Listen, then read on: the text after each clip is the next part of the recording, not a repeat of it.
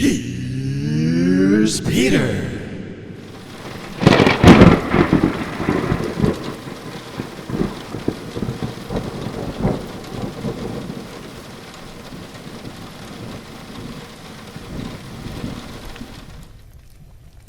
Chapter 1.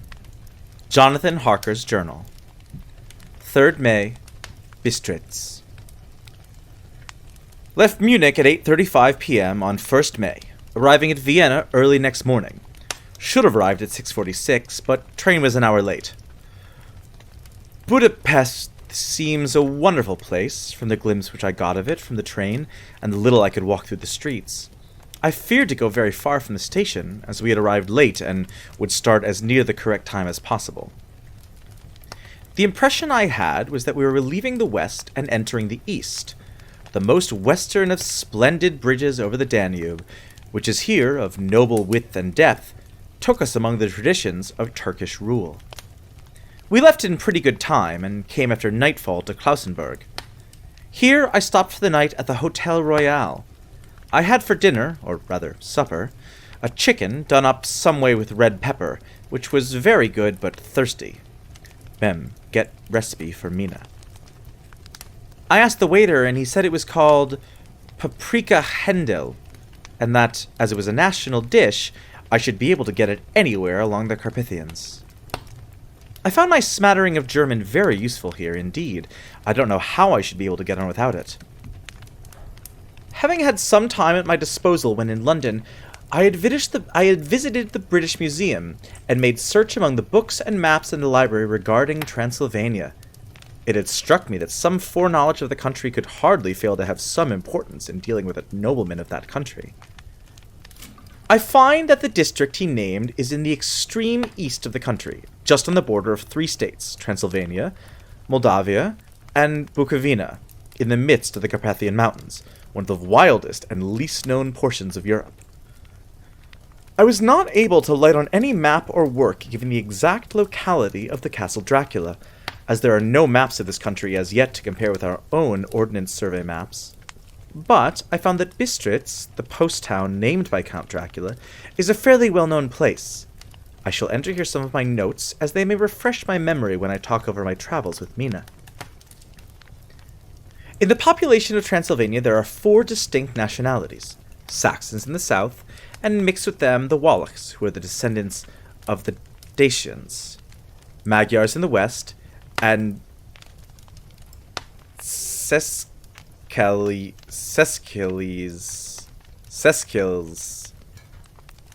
in the east and north. I am going among the latter, who claim to be descended from Attila and the Huns.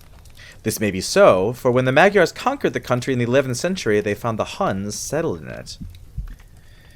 I read that every known superstition in the world is gathered into the horseshoe of the Carpathians, as if it were the center of some sort of imaginative whirlpool. If so, my stay may be very interesting. I must ask the Count all about them. I did not sleep well, though my bed was comfortable enough, for I had all sorts of queer dreams. There was a dog howling all night under my window, which may have had something to do with it. Or it may have been the paprika, for I had to drink up all the water in my carafe, and was still thirsty. Towards morning I slept, and was wakened by the continuous knocking at my door, so I guess I must have been sleeping soundly then. I had for breakfast more paprika, and a sort of porridge of maize flour, which they said was mamaliga, an eggplant stuffed with forcemeat, a very excellent dish, which they call implatata. Get recipe for this also. I had to hurry breakfast, for the train started a little before 8, or rather it ought to have done so, for after rushing to the station at 7:30, I had to sit in the carriage for more than an hour before we began to move. It seems to me that the further east you go, the more unpunctual are the trains. What ought they to be in China?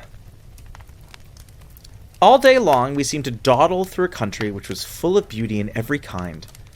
Sometimes we saw little towns or castles on the top of steep hills, such as we see in old missals. Sometimes we were by rivers and streams, which seemed from the wide stony margin on each side of them to be subject to great floods. It takes a lot of water, and running strong, to sweep the outside edge of a river clear. At every station there were groups of people, sometimes crowds, and in all sorts of attire. Some of them were just like the peasants at home, or those I saw coming through France and Germany, with short jackets and round hats and homemade trousers, but others were very picturesque.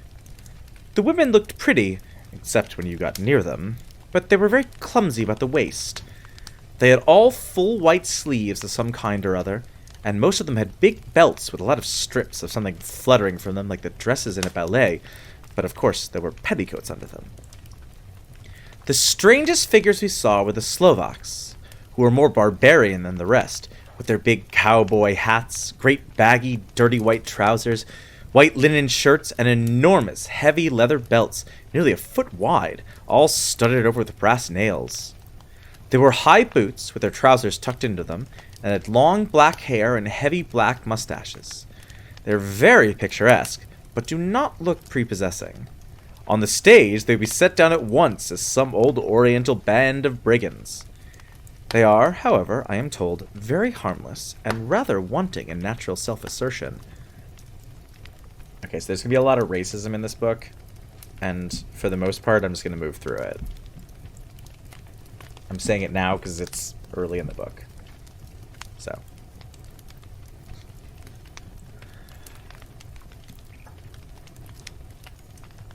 It was on the dark side of twilight when we got to Bistritz, which is a very interesting old place. Being practically on the frontier, for the Borgo Pass leads from it into Bukovina, it has had a very stormy existence, and it certainly shows marks of it. 50 years ago, a series of great fires took place, which made terrible havoc on 5 separate occasions. At the very beginning of the 17th century, it underwent a siege of 3 weeks and lost 13,000 people, the casualties of war proper being assisted by famine and disease.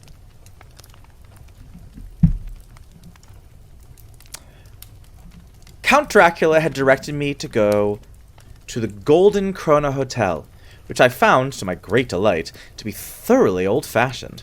For of course, I wanted to see all I could of the ways of the country. I was evidently expected, for when I got near the door, I faced a cheery-looking elderly woman in the usual peasant dress, white undergarment with a long double apron, front and back, of colored stuff fitting almost too tight for her modesty. When she came close, she bowed and said, "The Herr Englishman?" "Yes," I said. "Jonathan Harker."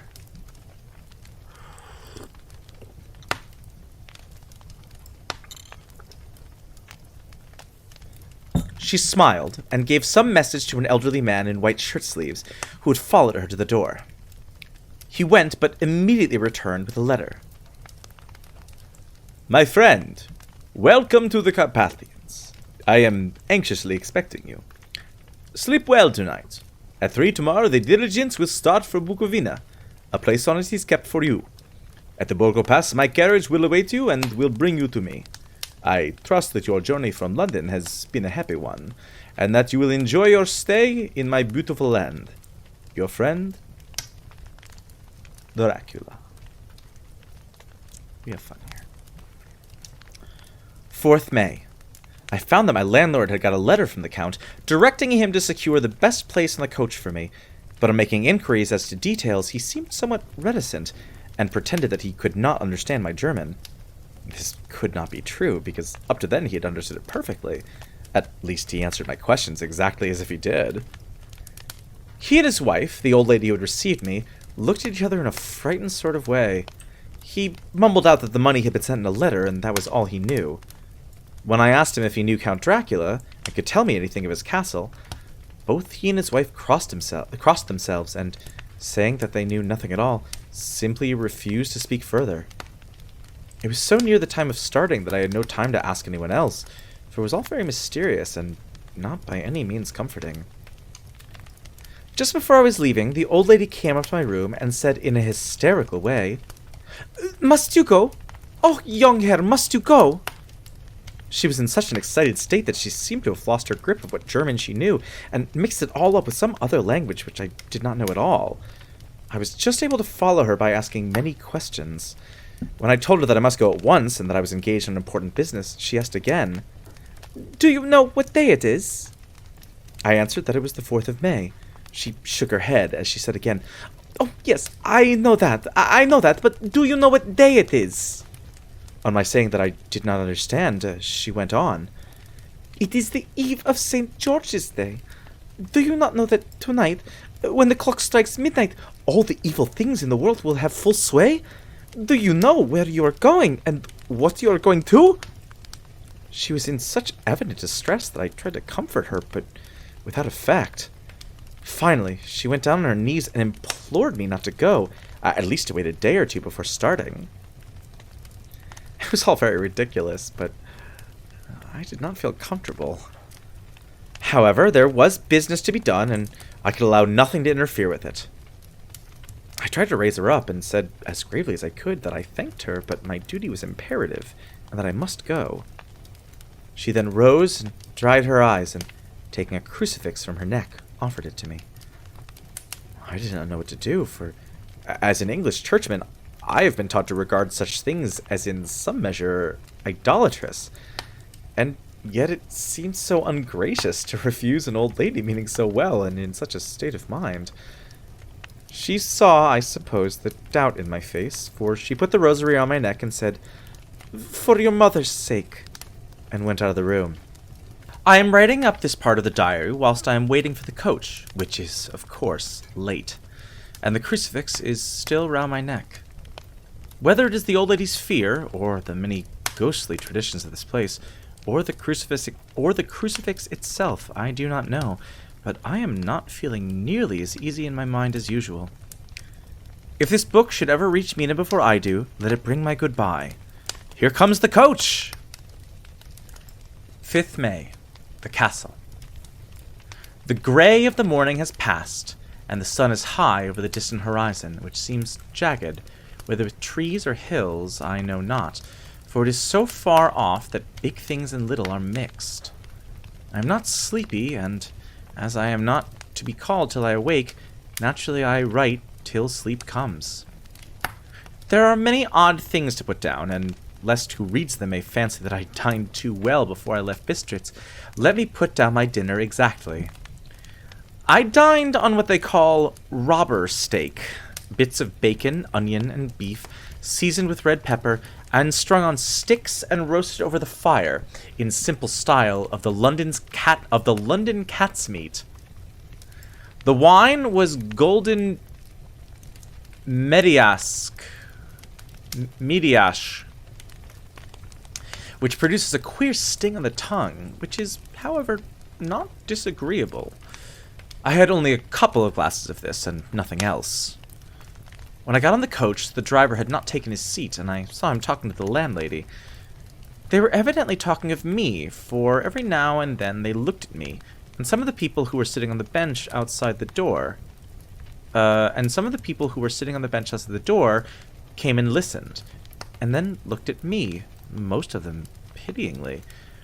I could hear a lot of words often repeated, queer words, for there were many nationalities in the crowd, so I quietly got my polyglot dictionary from my bag and looked them out.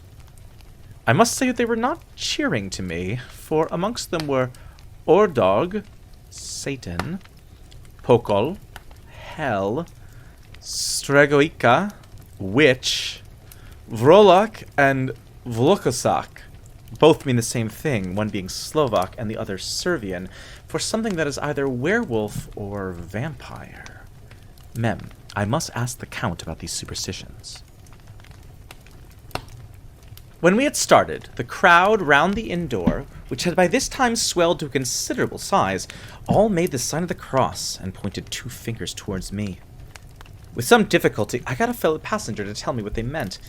He would not answer at first, but on learning that I was English, he explained that it was a charm or guard against the evil eye. This was not very pleasant to me, just starting for an unknown place to meet an unknown man, but everyone seemed so kind-hearted and so sorrowful, and so sympathetic that I could not but be touched. I shall never forget the last glimpse which I had of the inn yard and its crowd of picturesque figures, all crossing themselves as they stood round the wide archway, with its background of rich foliage of oleander and orange trees in green tubs clustered in the center of the yard. Then our driver, whose wide linen drawers covered the whole front of the box seat, gotsa they call them, cracked his big whip over his 4 small horses, which ran abreast, and we set off on our journey. I soon lost sight and recollection of ghostly fears and the beauty of the scene as we drove along, although had I known the language, or rather languages, which my fellow passengers were speaking, I might not have been able to throw them off so easily. Before us lay a green sloping land full of forests and woods, with here and there steep hills, crowned with clumps of trees or with farmhouses, the blank gable end to the road. There was everywhere a bewildering mass of fruit blossom, apple, plum, pear, cherry, and as we drove by I could see the green grass under trees spangled with the fallen petals. In and out amongst these green hills, of what they call here the Mittelland, ran the road, losing itself as it swept round the grassy curve, or was shut out by the straggling ends of pine woods, which here and there ran down the hillsides like tongues of flame. The road was rugged, but still we seemed to fly over it with a feverish haste. I could not understand then what the haste meant, but the driver was evidently bent on losing no time in reaching Borgo Prund. I was told that this road is in summertime excellent, but that it had not yet been put in order after the winter snows. In this respect it is different from the general run of roads in the Carpathians, for it is an old tradition that they are not to be kept in too good order. Of old, the hospodars would not repair them, lest the Turks should think that they were preparing to bring in foreign troops, and so hasten the war, which was always really at loading point. Beyond the green swelling hills of the Mittelland rose mighty slopes of forests up to the lofty steeps of the Carpathians themselves. Right and left of us they towered, with the afternoon sun falling full upon them and bringing out all the glorious colors of this beautiful range, deep blue and purple in the shadows of the peaks, green and brown where grass and rock mingled, and an endless perspective of jagged rock and pointed crags, till these were themselves lost in the distance, where the snowy peaks rose grandly. Here and there seemed mighty rifts in the mountains, through which, as the sun began to sink, we saw now and again the white gleam of falling water. One of my companions touched my arm as we swept round the base of a hill, and opened up the lofty, snow-covered peak of a mountain, which seemed, as we wound on our serpentine way, to be right before us. "Look! Eastin Sek! God's seat!" And he crossed himself reverently. As we wound on our endless way, and the sun sank lower and lower behind us, the shadows of the evening began to creep round us. This was emphasized by the fact that the snowy mountaintops still held the sunset and seemed to glow out with a delicate, cool pink. Here and there we passed Czechs and Slovaks, all in picturesque attire, but I noticed that Goitra was painfully prevalent. By the roadside there were many crosses, and as we swept by, my companions all crossed themselves. Here and there was a peasant man or woman kneeling before a shrine, who did not even turn round as we approached, but seemed in the self-surrender of devotion to have neither eyes nor ears for the outer world. There were many things new to me. For instance, hayricks in the trees, and here and there very beautiful masses of weeping birch, their white stems shining like silver through the delicate green of the leaves. Now and then we passed a later wagon, the ordinary peasant's cart, with its long, snake-like vertebra calculated to suit the inequalities of the road. On this were sure to be seated quite a group of homecoming peasants, the Czechs with their white, and the Slovaks with their colored sheepskins, the latter carrying lance-fashion their long staves with axe at end. As the evening fell, it began to get very cold, and the growing twilight seemed to merge into one dark mistiness, the gloom of the trees, oak, beech, and pine, though in the valleys which ran deep between the spurs of the hills, as we ascended through the pass, the dark firs stood out here and there against the background of late-lying snow. Sometimes, as the road was cut through the pine woods that seemed in the darkness to be closing down upon us, great masses of grayness, which here and there bestrewed the trees, produced a peculiarly weird and solemn effect. which carried on the thoughts and grim fancies engendered earlier in the evening, when the falling sunset threw into strange relief the ghost-like clouds which amongst the Carpathians seemed to wind ceaselessly through the valleys. Sometimes the hills were so steep that, despite our driver's haste, the horses could only go slowly. I wished to get down and walk up them as we do at home, but the driver would not hear of it. No, no, he said. You must not walk here. The dogs are too fierce. And then he added, with what he evidently meant for grim pleasantry, for he looked round to catch the approving smile of the rest. And you may have enough of such matters before you go to sleep. The only stop he would make was a moment's pause to light his lamps. When it grew dark, there seemed to be some excitement amongst the passengers, and they kept speaking to him one after the other, as though urging him to further speed. He lashed the horses unmercifully with his long whip, and with wild cries of encouragement urged them on to further exertions. Then, through the darkness, I could see a sort of patch of grey light ahead of us, as though there were a cleft in the hills. The excitement of the passengers grew greater.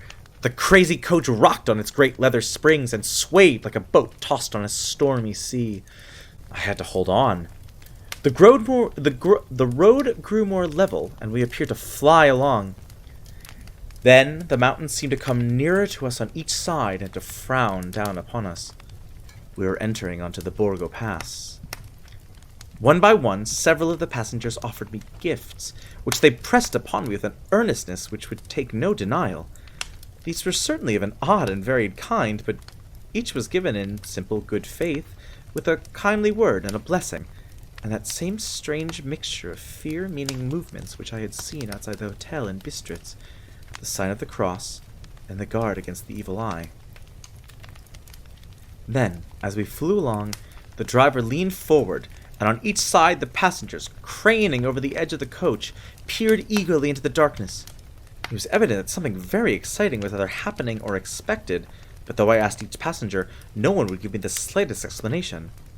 This state of excitement kept on for some little time, and at last we saw before us the pass opening out on the eastern side. There were dark, rolling clouds overhead, and in the air the heavy, oppressive sense of thunder. It seemed as though the mountain range had separated two atmospheres, and that now we had gotten to the thunderous one. I was now myself looking out for the conveyance which was taking me to the Count. Each moment I expected to see the glare of lamps through the blackness, but all was dark.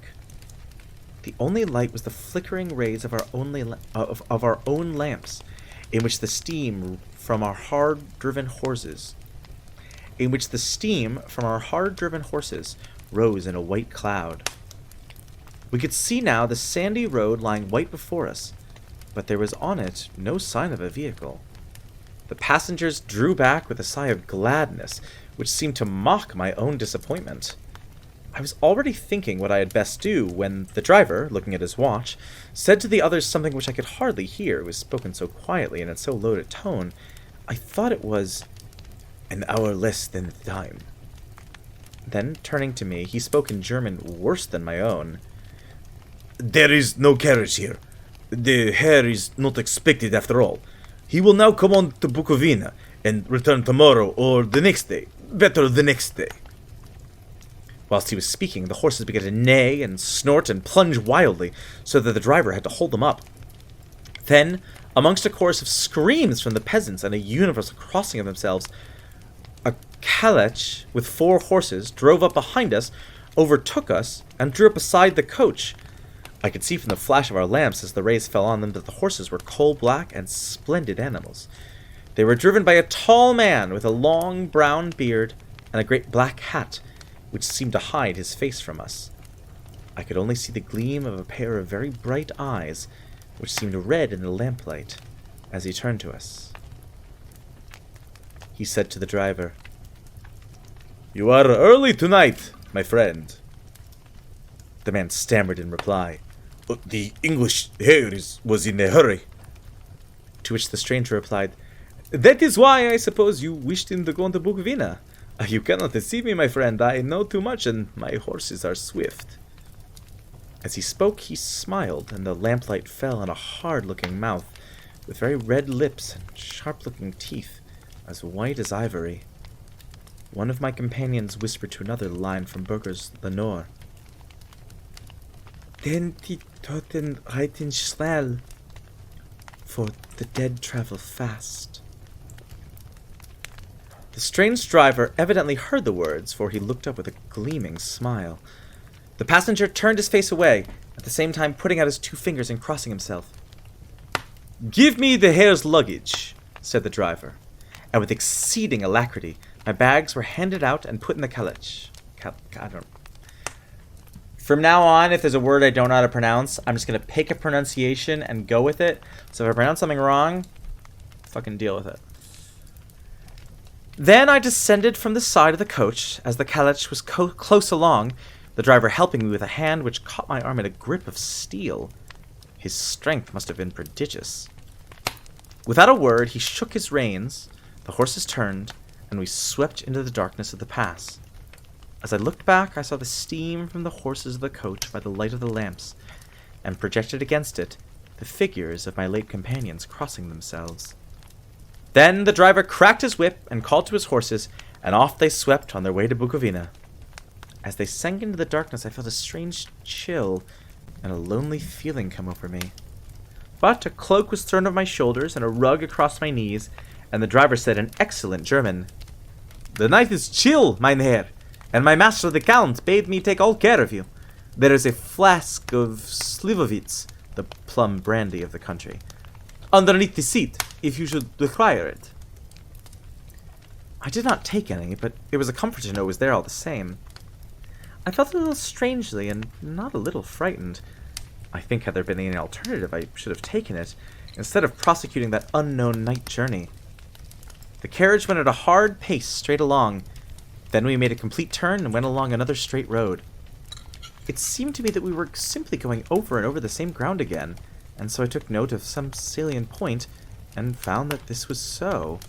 I would have liked to ask the driver what this all meant, but I really feared to do so, for I thought that, placed as I was, any protest would have had no effect in case there had been an intention to delay.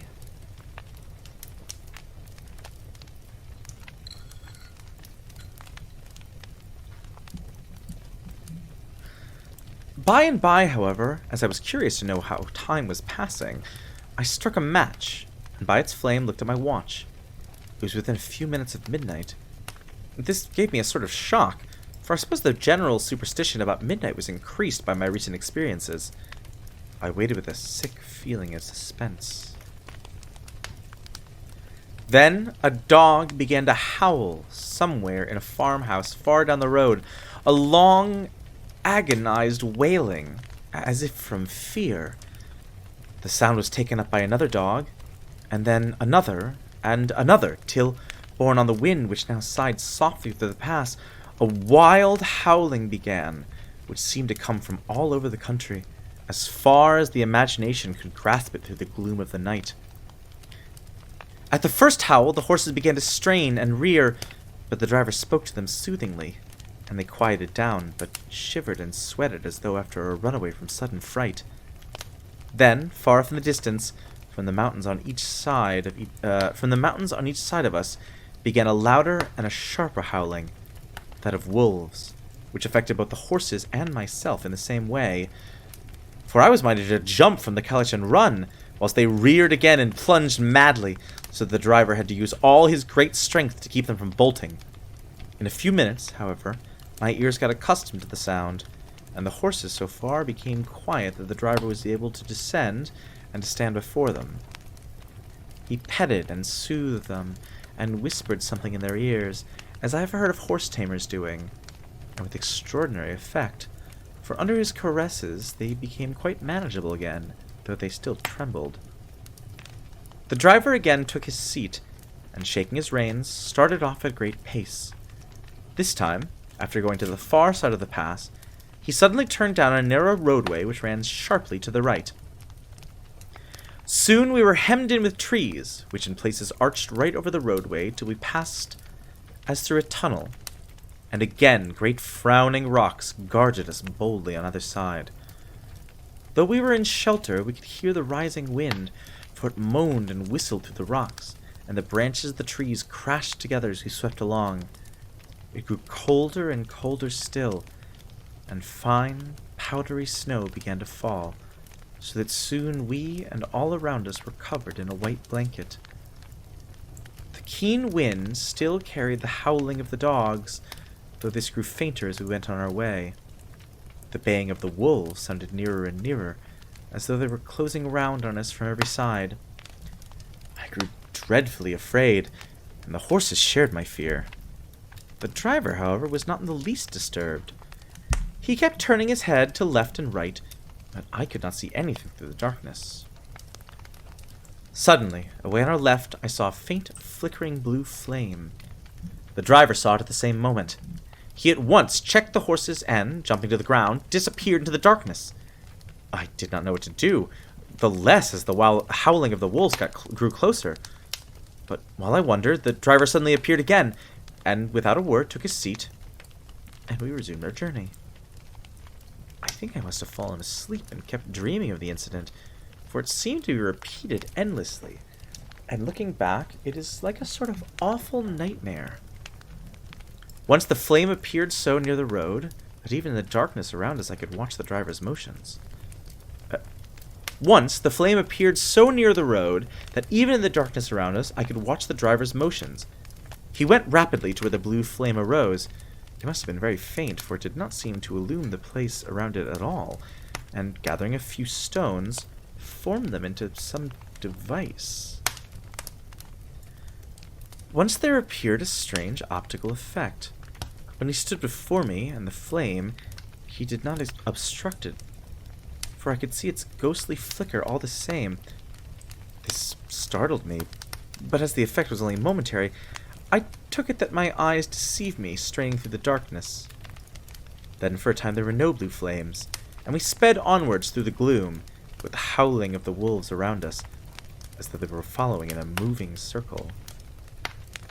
At last, there came a time when the driver went further afield than he had yet gone, and during his absence, the horses began to tremble worse than ever, and to snort and scream with fright. I could not see any cause for it, for the howling of the wolves had ceased altogether. But just then the moon, sailing through the black clouds, appeared behind the jagged crest of a beetling, pine-clad rock, and by its light I saw around us a ring of wolves, with white teeth and lolling red tongues, with long, sinewy limbs and shaggy hair. They were 100 times more terrible in the grim silence which held them than even when they howled. For myself, I felt a sort of paralysis of fear. It is only when a man feels himself face to face with such horrors that he can understand their true import. All at once the wolves began to howl as though the moonlight had had some peculiar effect on them. The horses jumped about and reared, and looked helplessly round with eyes that rolled in a way painful to see. But the living ring of terror encompassed them on every side, and they had perforce to remain within it. I called to the coachman to come, for it seemed to me that our only chance was to try and break out through the ring, and to aid his approach I shouted and beat the side of the carriage, hoping by the noise to scare the wolves from the side, so as to give him a chance of reaching the trap. How he came there I know not, but I heard his voice raised in a tone of imperious command, and looking towards the sound, saw him stand in the roadway. As he swept his long arms, as though brushing aside some impalpable obstacle, the wolves fell back, and back further still. Just then a heavy cloud passed across the face of the moon, so that we were again in darkness. When I could see again, the driver was climbing into the calash, and the wolves disappeared. This was all so strange and uncanny that a dreadful fear came upon me, and I was afraid to speak or move. The time seemed interminable as we swept on our way, now in almost complete darkness, for the rolling clouds obscured the moon. We kept on ascending, with occasional periods of quick descent, but in the main always ascending. Suddenly, I became conscious of the fact that the driver was in the act of pulling up the horses in the courtyard of a vast ruined castle, from whose tall black windows came no ray of light, and whose broken battlements showed a jagged line against the sky.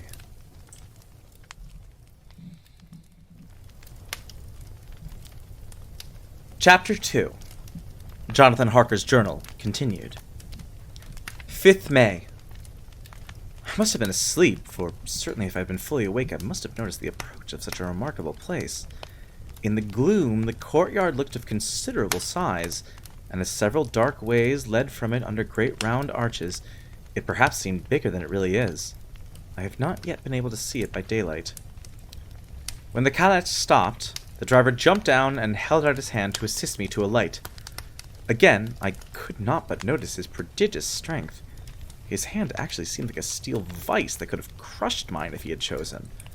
Then he took my traps and placed them on the ground beside me as I stood close to a great door, old and studded with large iron nails, and set in a projecting doorway of massive stone. I could see even in the dim light that the stone was massively carved, though the carving had been much worn by time and weather. As I stood, the driver jumped again into his seat and shook the reins. The horses started forward, and trap and all disappeared down one of the dark openings.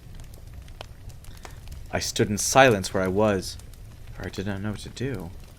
Of bell or knocker there was no sign. Through these frowning walls and dark window openings it was not likely that my voice could penetrate. The time I waited seemed endless, and I felt doubts and fears crowding upon me. What sort of place had I come to, and among what kind of people? What sort of grim adventure was it on which I had embarked?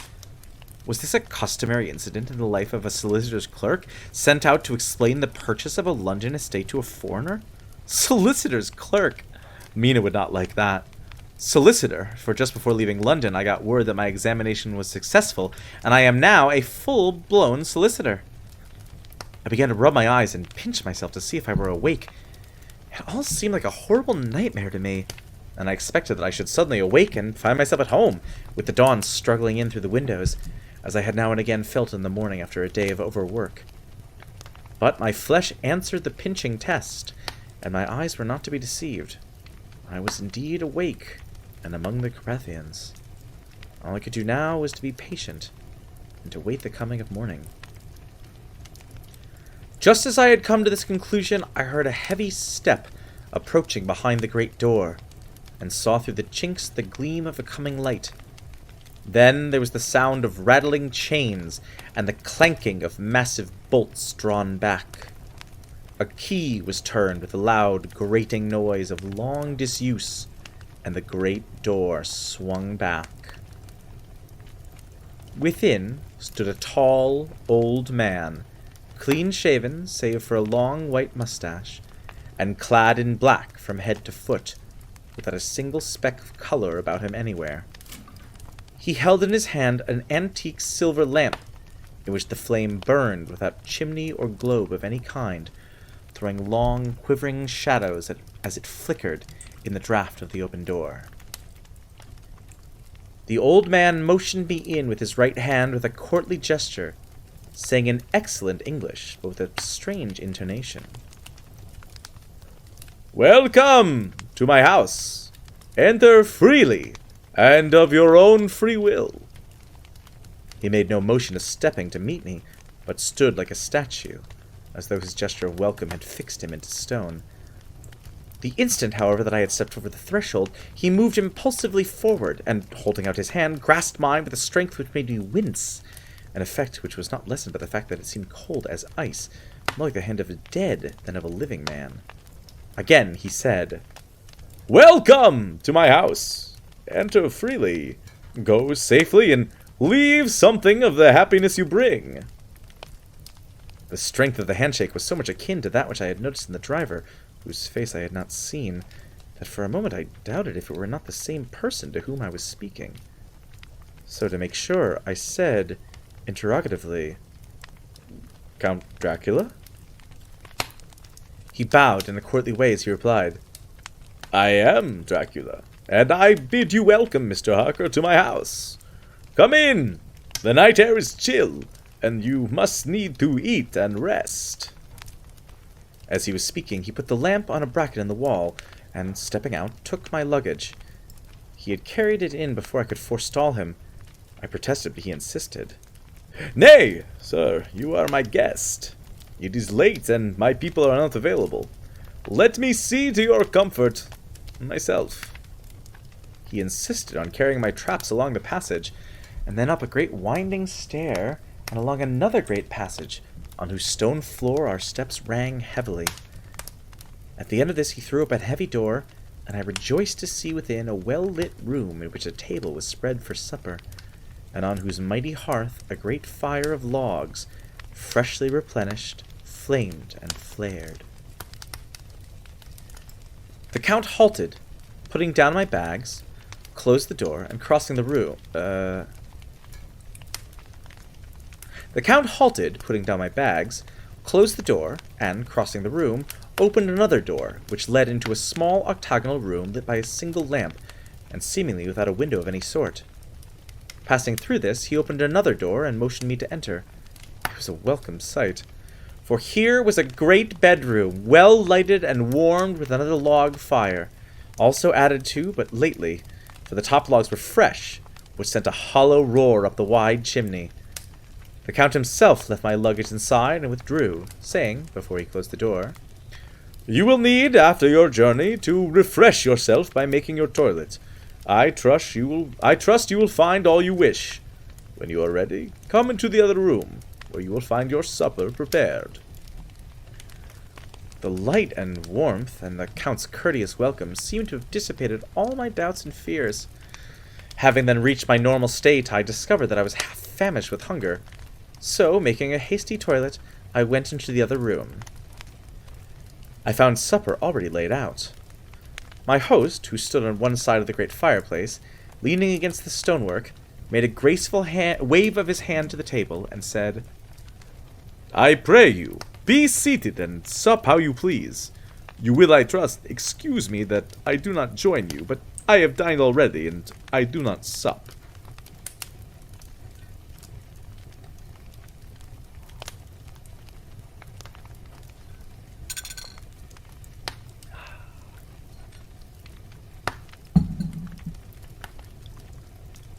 I handed to him the sealed letter which Mr. Hawkins had entrusted to me. He opened it and read it gravely. Then, with a charming smile, he handed it to me to read. One passage of it, at least, gave me a thrill of pleasure.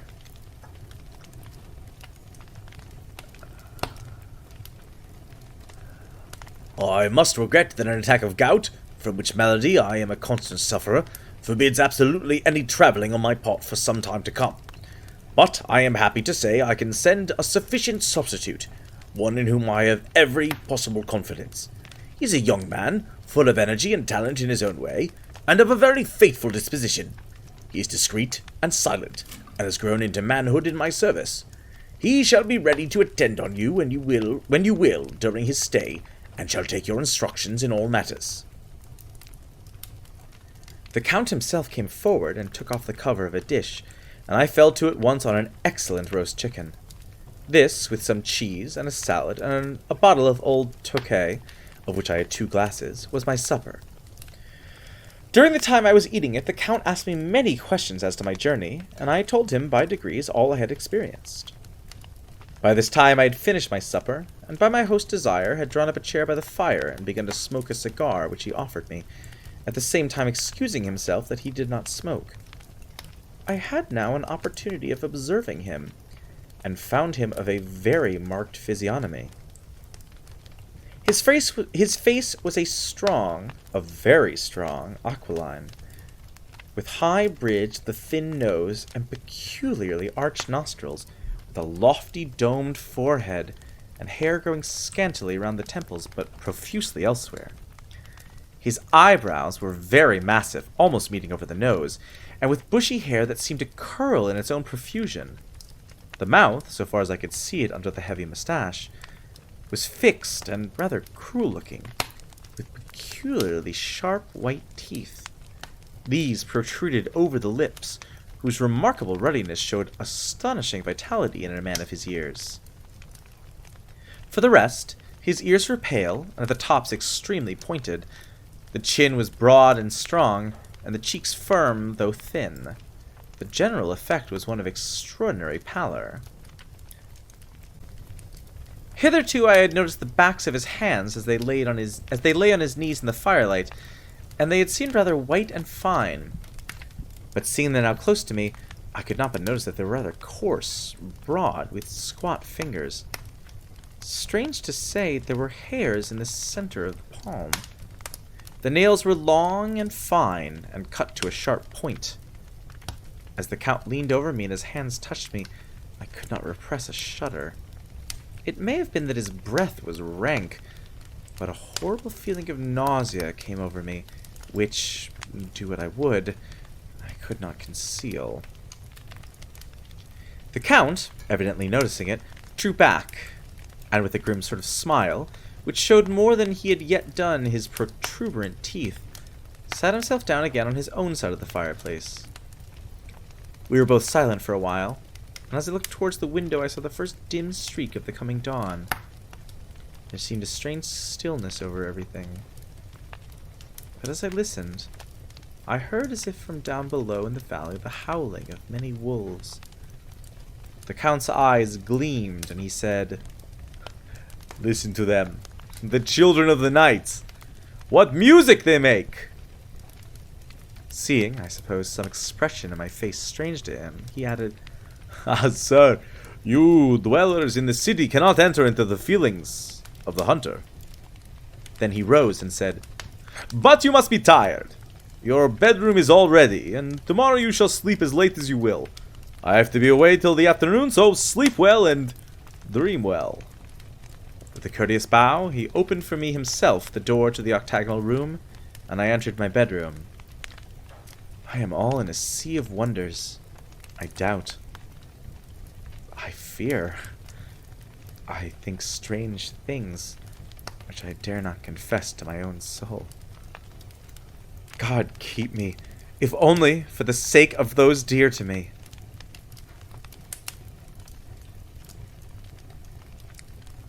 7th May.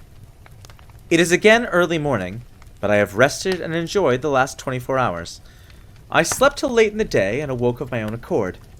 When I had dressed myself, I went into the room where we had supped and found a cold breakfast laid out, with coffee kept hot by the pot being placed on the hearth. There was a card on the table on which was written, "I have to be absent for a while. Do not wait for me. D." I set to and enjoyed a hearty meal. When I had done, I looked for a bell so that I might let the servants know I had finished, but I could not find one. There are certainly odd deficiencies in the house, considering the extraordinary evidences of wealth which are round me. The table service is of gold, and so beautifully wrought that it must be of immense value.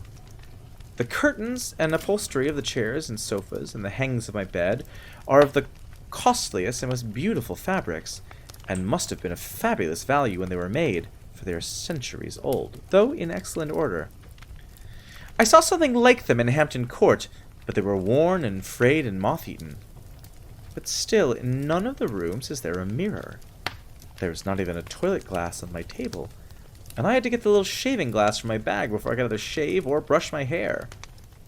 I have not yet seen a servant anywhere, or heard a sound near the castle except the howling of wolves. Some time after I had finished my meal, I do not know whether to call it breakfast or dinner, for it was between 5 and 6 o'clock when I had it, I looked about for something to read, for I did not like to go about the castle until I had asked the Count's permission. There was absolutely nothing in the room, book, newspaper, or even writing materials, so I opened another door in the room and found a sort of library. The door opposite mine I tried, but found locked. In the library I found, to my great delight, a vast number of English books, whole shelves full of them, and bound volumes of magazines and newspapers. A table in the center was littered with English magazines and newspapers, though none of them were of very recent date.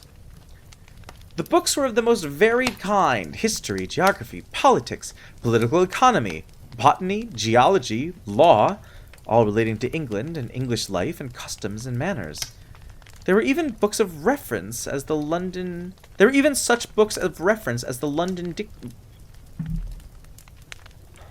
There were even such books of reference as the London Directory, the Red and Blue Books, Whitaker's Almanac, the Army and Navy List, and it somehow gladdened my heart to see it, the Law List.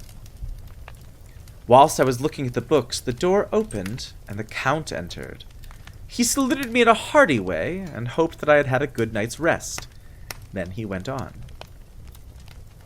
I am glad you found your way in here, for I am sure there is much that will interest you. These companions, and he laid his hand on some of the books, have been good friends to me, and for some years past, ever since I had the idea of going to London, have given me many, many hours of pleasure. Through them I have come to know your great England, and to know her is to love her. I long to go through the crowded streets of your mighty London, to be in the midst of the whirl and rush of humanity, to share its life, its change, its death, and all that makes it what it is. But alas, as yet I only know your tongue through books. To you, my friend, I look that I know to speak. But Count, I said, you know and speak English thoroughly. He bowed gravely. I thank you, my friend, for your all too flattering estimate, but yet I fear that I am but a little way on the road I would travel.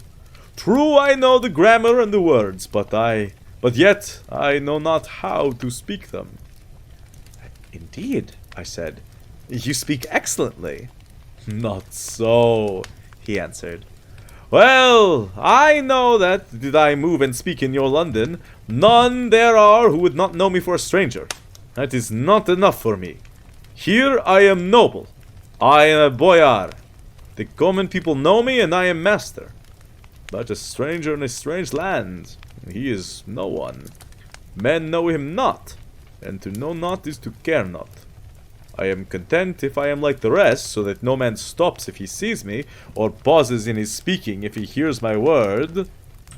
Ha ha! A stranger! I have been so long master that I would be master still, or at least that none other should be master of me. You come to me not alone as agent of my friend Peter Hawkins of Exeter to tell me about my new estate in London. You shall, I trust, rest here with me a while, so that by our talking I may learn the English intonation.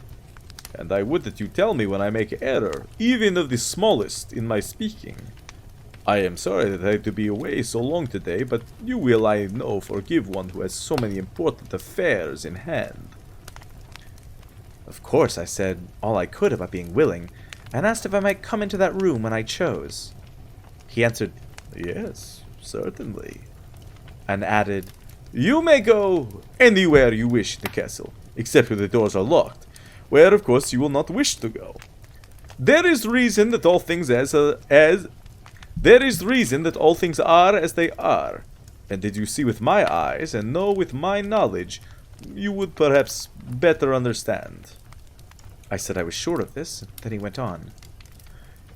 We are in Transylvania, and Transylvania is not England.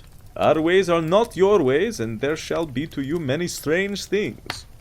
Nay, from what you have told me of your experiences already, you know something of what strange things there may be. This led to much conversation, and as it was evident that he wanted to talk, if only for talking's sake, I asked him many questions regarding things that had already happened to me or come within my notice. Sometimes he sheered off the subject, or turned the conversation by pretending not to understand, but generally he answered all I asked most frankly. Then, as time went on, and I had got somewhat bolder, I asked him of some of the strange things of the preceding night, as for instance, why the coachman went to the places where he had seen the blue flames. He then explained to me that it was commonly believed that on a certain night of the year, last night in fact, when all evil spirits are supposed to have unchecked sway, a blue flame is seen over any place where treasure has been concealed. That treasure has been hidden, he went on, in the region through which you came last night. There can be but little doubt. For it was the ground fought over for centuries by the Wallachian, the Saxon, and the Turk. Why, there is hardly a foot of soil in all this region that has not been enriched by the blood of men, patriots or invaders. In the old days there were stirring times, when the Austrian and the Hungarian came up in hordes, and the patriots went out to meet them, men and women, the aged and the children too, and waited their coming on the rocks above the passages, that they might sweep destruction on them with their artificial avalanches. When the invader was triumphant, he found but little, for whatever there was had been sheltered in the friendly soil. But how, said I, can it have remained so long undiscovered, when there's a sure index to it if men will but take the trouble to look? The Count smiled, and as his lips ran back over his gums, the long, sharp canine teeth showed out strangely. He answered, Because your peasant is at heart a coward and a fool. Those flames only appear on one night, and on that night no man of this land will, if he can help it, stir without his doors. And, dear sir, even if he did, he would not know what to do. Why, even the peasant that you tell me of who marked the place of the flame would not know where to look in daylight, even for his own work. Even you would not, I dare be sworn, be able to find these places again? There you are right, I said. I know no more than the dead where even to look for them. Then we drifted to other matters. Come, he said at last, tell me of London, and of the house which you have procured for me. With an apology for my remissness, I went into my own room to get the papers from my bag. Whilst I was placing them in order, I heard a rattling of china and silver in the next room, and as I passed through, noticed that the table had been cleared and the lamp lit, for it was by this time deep into the dark. The lamps were also lit in the study or library, and I found the Count lying on the sofa reading, of all things in the world, an English Bradshaw's Guide. When I came in, he cleared the books and papers from the table, and with him I went to plans and deeds and figures of all sorts. He was interested in everything, and asked me a myriad questions about the place and its surroundings.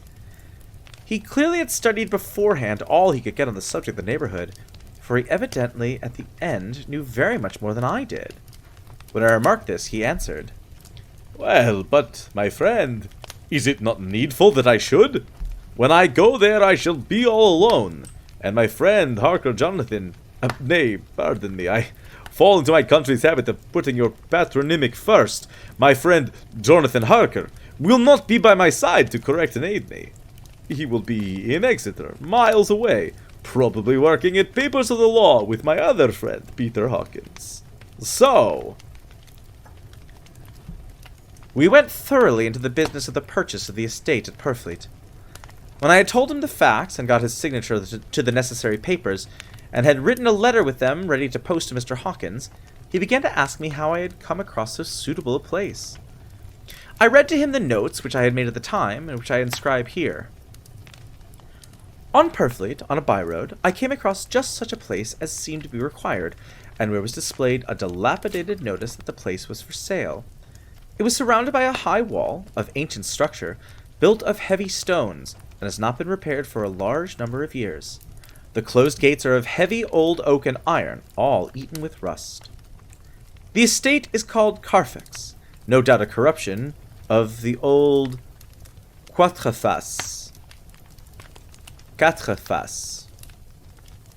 as the house is four-sided, agreeing with the cardinal points of the compass. It contains in all some 20 acres, quite surrounded by the solid stone wall above mentioned. There are many trees on it, which make it in places gloomy, and there's a deep, dark-looking pond or small lake, evidently fed by some springs, as the water is clear and flows away in a fair-sized stream. The house is very large, and of all periods back, I should say, to medieval times. For one part is of stone immensely thick, with only a few windows high up and heavily barred with iron. It looks like part of a keep, and is close to an old chapel or church.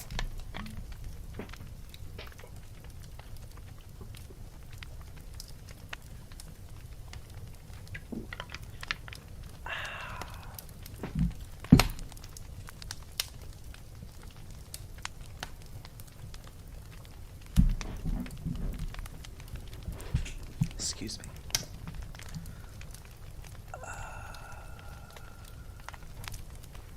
It looks like part of a keep and is close to an old chapel or church. I could not enter it, as I had not the key of the door leading to it from the house, but I have taken with my Kodak views of it from various points. The house had been added to, but in a very straggling way, and I can only guess at the amount of ground it covers, which must be very great. There are but few houses close at hand, one being a very large house only recently added to and formed into a private lunatic asylum. It is not, however, visible from the grounds. When I had finished, he said, "I am glad that it is old and big. I myself am of an old family, and to live in a new house would kill me. A house cannot be made habitable in a day, and after all, how few days go to make up a century. I rejoice also that there is a chapel of old times. We Transylvanian nobles love not to think that our bones may lie amongst the common dead. I seek not gaiety nor mirth, not the bright voluptuousness of much sunshine and sparkling waters which please the young and gay. I am no longer young, and my heart, through weary years of mourning over the dead, is attuned to mirth. Moreover, the walls of my castle are broken, the shadows are many, and the wind breathes cold through the broken battlements and casements. I love the shade and the shadow, and would be alone with my thoughts when I may." Somehow, his words and his look did not seem to accord, or else it was that his cast of face made his smile look malignant and saturnine. Presently, with an excuse, he left me, asking me to pull my papers together. He was some little time away, and I began to look at some of the books around me. One was an atlas, which I found to open naturally to England, as if that map had been much used. On looking at it, I found in certain places little rings marked, and on examining these I noticed that one was near London on the east side, manifestly where his new estate was situated. The other two were Exeter, and Whitby on the Yorkshire coast. It was the better part of an hour when the Count returned. "Aha!" he said. "Still at your books? Good! But you must not work always. Come, I am informed that your supper is ready." He took my arm, and we went into the next room, where I found an excellent supper ready on the table. The Count again excused himself, as he had dined out on his being away from home. But he sat, as on the previous night, and chatted whilst I ate. After supper I smoked, as on the last evening, and the Count stayed with me, chatting and asking questions on every conceivable subject, hour after hour. I felt that it was getting very late indeed, but I did not say anything, for I felt under obligation to meet my host's wishes in every way. I was not sleepy, as the long sleep yesterday had fortified me, but I could not help experiencing that chill which comes over one at the coming of the dawn, which is like, in its way, the turn of the tide. How bad is the audio desync? Huh? Check. 1, 2, hippity hop. Galloping along the road. Okay. Then I'm gonna forge ahead. Thanks, y'all. Appreciate it. They say that people who are near death die generally at the change to dawn, or at the turn of the tide. Anyone who has, when tired, and tied as it were to his post, experienced this change in the atmosphere can well believe it. All at once we heard the crow of the cock coming up with preternatural shrillness through the clear morning air. Count Dracula, jumping to his feet, said, "Why, there is the morning again! How remiss I am to let you stay up so long! You must make your conversation regarding my dear new country of England less interesting, so that I may not forget how time flies by us." And with a courtly bow, he quickly left me. I went into my room and drew the curtains, but there was little to notice. My window opened into the courtyard, and all I could see was the warm gray of quickening sky. So I pulled the curtains again, and have written of this day. 8th May. I began to fear as I wrote this book that I was getting too diffuse, but now I am glad that I went into detail from the first, for there's something so strange about this place and all in it that I cannot but feel uneasy. I wish I were safe out of it, or that I had never come. Sorry. 8th May. I began to fear, as I wrote in this book, that I was getting too diffuse. But now I am glad that I went into detail from the first, for there is something so strange about this place and all in it that I cannot but feel uneasy. I wish I were safe out of it, or that I had never come. It may be that this strange night existence is telling on me, but would that that were all. If there were anyone to talk to, I could bear it, but there is no one. I have only the Count to speak with, and he... I fear I am myself the only living soul within this place. Let me be prosaic so far as facts can be. It will help me to bear up, and imagination must not run riot with me. If it does, I am lost. Let me say at once how I stand, or seem to. I only slept a few hours when I went to bed, and feeling that I could not sleep any more, got up. I had hung my shaving glass by the window, and was just beginning to shave. Suddenly I felt a hand on my shoulder, and heard the Count's voice saying to me, "Good morning." I started, for it amazed me that I had not seen him, since the reflection of the glass covered the whole room behind me. In starting, I had cut myself slightly, but did not notice it at the moment. Having answered the Count's salutation, I turned to the glass again to see how I had been mistaken. This time there could be no error, for the man was close to me, and I could see him over my shoulder. But there was no reflection of him in the mirror. The whole room behind me was displayed, but there was no sign of a man in it except myself. This was startling, and coming on the top of so many strange things, was beginning to increase that vague feeling of uneasiness which I always have when the Count is near. But at the instant I saw that the cut had bled a little, and the blood was trickling over my chin. I laid down the razor, turning as I did so, half round to look for some sticking plaster. When the Count saw my face, his eyes blazed with a sort of demonic fury, and he suddenly made a grab at my throat. I drew away, and his hand touched the string of beads which held the crucifix. It made an instant change in him, for the fury passed so quickly that I could hardly believe that it was ever there. "Take care," he said. "Take care how you cut yourself. It is more dangerous than you think in this country." Then, seizing the shaving glass, he went on. "And this is the wretched thing that has done the mischief. It is a foul bauble of men's vanity. Away with it!" And opening the window with one wrench of his terrible hand, he flung out the glass, which was shattered into 1,000 pieces on the stones of the courtyard far below. Then he withdrew without a word. It is very annoying, for I do not see how I am to shave, unless in my watch case or the bottom of the shaving pot, which is fortunately of metal. When I went into the dining room, breakfast was prepared, but I could not find the Count anywhere. So I breakfasted alone. It is strange that as yet I have not seen the Count eat or drink. He must be a very peculiar man. After breakfast I did a little exploring in the castle.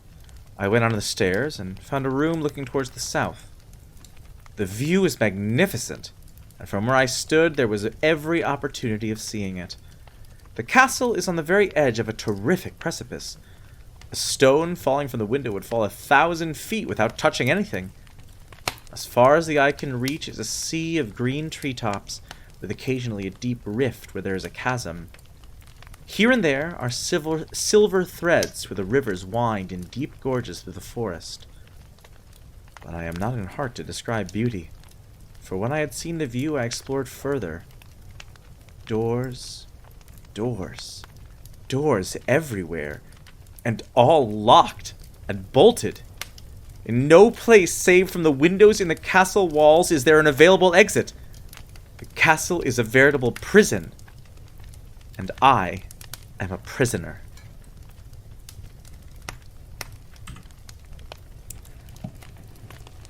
Chapter 3. Jonathan Harker's Journal, continued. When I found that I was a prisoner, a sort of wild feeling came over me. I rushed up and down the stairs, trying every door and peering out of every window I could find, but after a little, the conviction of my helplessness overpowered all other feelings. When I look back after a few hours, I think I must have been mad for the time, for I behaved much as a rat does in a trap. When, however, the conviction had come to me that I was helpless, I sat down quietly as I have done a as quietly as I have ever done anything in my life, and began to think over what was best to be done. I am thinking still, and as yet have come to no definite conclusion. Of one thing only am I certain, that it is no use making my ideas known to the Count. He knows well that I am imprisoned, and as he has done it himself, and has doubtless his own motives for it, he would only deceive me if I trusted him fully with the facts. So far as I can see, my only plan will be to keep my knowledge and my fears to myself, and my eyes open. I am, I know, either being deceived like a baby by my own fears, or else I am in desperate straits, and if the latter be so, I need, and shall need, all my brains to get through. I had hardly come to this conclusion when I heard the great door below shut, and knew that the Count had returned. He did not come at once into the library, so I went cautiously to my own room and found him making the bed.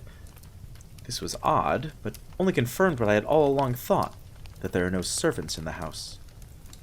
When later I saw him through the chink of the hinges of the door, laying the table in the dining room, I was assured of it.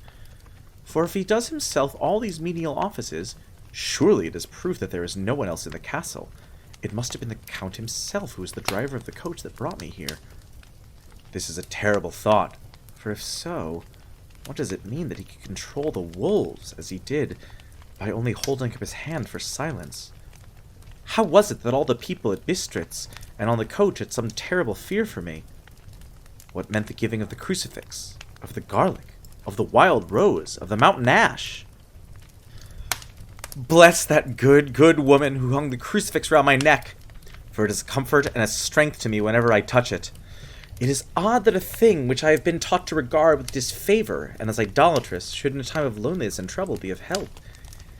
Is it that there is something in the essence of the thing itself, or that it is a medium, a tangible help in conveying memories of sympathy and comfort? Sometime, if it may be, I must examine this matter and try to make up my mind about it. In the meantime, I must find out all I can about Count Dracula, as it may help me to understand. Tonight he may talk of himself, if I turn the conversation that way. I must be very careful, however, not to awake his suspicion. Midnight. I have had a long talk with the Count. I asked him a few questions on Transylvania history, and he warmed up to the subject wonderfully. In his speaking of things and people, especially of battles, he spoke as if he had been present at them all. This he afterwards explained by saying that to a boyar, the pride of his house and name is his own pride, that their glory is his glory, that their fate is his fate. Whenever we spoke of his house, he always said we, and spoke almost in the plural, like a king speaking. I wish I could put down all he said exactly as he said it, for to me it was most fascinating. It seemed to have in it a whole history of the country. He grew excited as he spoke, and walked about the room pulling his great white mustache and grasping anything on which he laid his hands as though he would crush it by main strength. One thing he said which I shall put down as nearly as I can, for it tells in its way the story of his race. We Selkis have a right to be proud, for in our veins flows the blood of many brave races who fought as the lion fights for lordship. Here in the whirlpool of European races, the Ugric tribe bore down from Iceland the fighting spirit which Thor and Woden gave them, which their berserkers displayed to such fell intents on the seaboards of Europe, aye, and of Asia and Africa too, till the peoples thought that the werewolves themselves had come.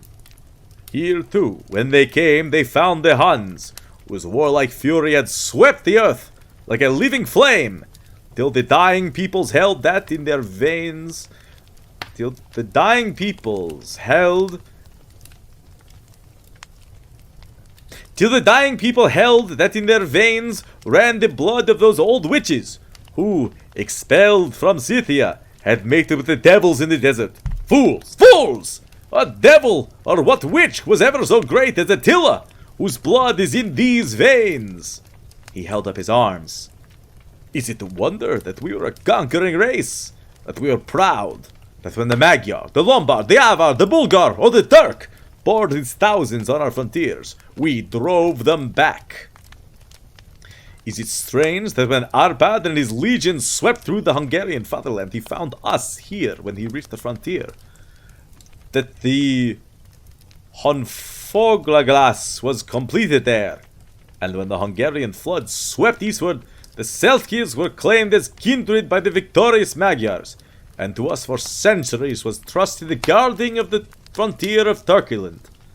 Aye, and more than that, endless duty of the frontier guard. For, as the Turks say, water sleeps, and the enemy is sleepless. Who more gladly than we throughout the four nations received the bloody sword, or at its warlike call flocked quicker to the standard of the king? When was redeemed that great shame of my nation, the shame of Kosovo, when the flags of the Wallach and the Magyar went down beneath the crescent? Who was it but one of my own race, who, as voivode, crossed the Danube and beat the Turk on his own ground? This was a Dracula indeed. Woe was it that his own unworthy brother, when he had fallen, sold his people to the Turk, and brought the shame of slavery on them. Was it not this Dracula indeed who inspired that other of his race, who in a later age again and again brought his forces over the great river into Turkeyland, who, when he was beaten back, came again and again, though he had to come alone from the bloody field where his troops were being slaughtered, since he knew that he alone could ultimately triumph. They said that he only thought of himself. Bah! What good are peasants without a leader? Where ends the war without a brain and heart to conduct it? Again, when after the Battle of Moax we threw off the Hungarian yoke, we of the Dracula blood were amongst their leaders, for our spirit would not brook that we were not free. Ah, young sir, the Celtius and the Dracula, as their heart's blood, their brains, and their swords, can boast their record that mushroom growths like the Habsburg and the Romanovs can never reach. Their warlike days are over. Blood is too precious a thing in these days of dishonorable peace, and the glories of the great races are as a tale that is told. It was by this time close on morning, and we went to bed. Mem, this diary seems horribly like the beginning of the Arabian Nights, for everything has to break off at cockcrow, or like the ghost of Hamlet's father. 12th May. Let me begin with facts, bare, meager facts, verified by books and figures, and of which there can be no doubt. I must not confuse them with experiences which will have to rest on my own observation, or my memory of them. Last evening, when the Count came from his room, he began by asking me questions on legal matters, and on the doing of certain kinds of business. I had spent the day wearily over books, and, simply to keep my mind occupied, went over some of the matters I had been examined in at Lincoln's Inn. There was a certain method in the Count's inquiries, so I shall try to put them down in sequence. The knowledge may somehow or sometime be useful to me. First, he asked if a man in England might have 2 solicitors or more. I told him he might have a dozen if he wished, but that it would not be wise to have more than one solicitor engaged in one transaction, as only one could act at a time, and that a change would be certain to militate against his interest. He seemed thoroughly to understand, and went on to ask if there would be any practical difficulty in having one man to attend, say, to banking, and another to look after shipping, in case local help were needed in a place far from the home of the banking solicitor. I asked to explain more fully, so that I might not by any chance mislead him, so he said, "I shall illustrate. Your friend and mine, Mr. Peter Hawkins, from under the shadow of your beautiful cathedral at Exeter, which is far from London, buys for me through your good self my place at London. Good?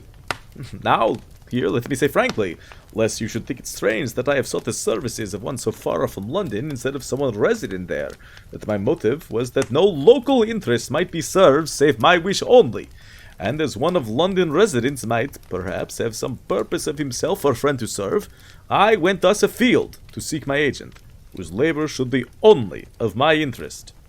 Now, suppose I, who have much of affairs, wish to ship goods, say, to Newcastle, or Durham, or Harwich, or Dover. Might it not be that it could with more ease be done by consigning to one of those ports? To one in these ports? I answered that certainly it would be most easy, but that we solicitors had a system of agency one for the other, so that local work could be done locally on instruction from any solicitor, so that the client, simply placing himself in the hands of one man, could have his wishes carried out by him without further trouble. But, said he, I could be at liberty to direct myself. Is it not so? Of course, I replied, and such is often done by men of business, who do not like the whole of their affairs to be known by any one person. Good, he said, and then went on to ask about the means of making consignments, and the forms to be gone through, and of all sorts of difficulties which might arrive, but by forethought could be guarded against. I explained all these things to him to the best of my ability, and he certainly left me under the impression that he would have made a wonderful solicitor, for there was nothing that he did not think of or foresee. For a man who was never in the country, and who did not evidently do much in the way of business, his knowledge and acumen were wonderful. When he had satisfied himself on these points of which he had spoken, and I had verified all as well as I could by the books available, he suddenly stood up and said, Have you written since your first letter to our friend Peter Hawkins, or to any other? It was with some bitterness in my heart that I answered that I had not, that as yet I had not seen any opportunity of sending letters to anybody. Then write now, my young friend, he said, laying a heavy hand on my shoulder. Write to our friend, and to any other, and say, if it will please you, that you shall stay with me until a month from now. Do you wish me to stay so long? I asked, for my heart grew cold at the thought. I desire it much. Nay, I will take no refusal. When your master, employer, what you will, engaged that someone should come on his behalf, it was understood that my needs only were to be consulted. I have not stinted. Is it not so? What could I do but bow acceptance? It was Mr. Hawkins's interest, not mine, and I had to think of him, not myself. And besides, while Count Dracula was speaking, there was that in his eyes and in his bearing which made me remember that I was a prisoner, and that if I wished it, I could have no choice. The Count saw his victory in my bow, and his mastery of the trouble in my face,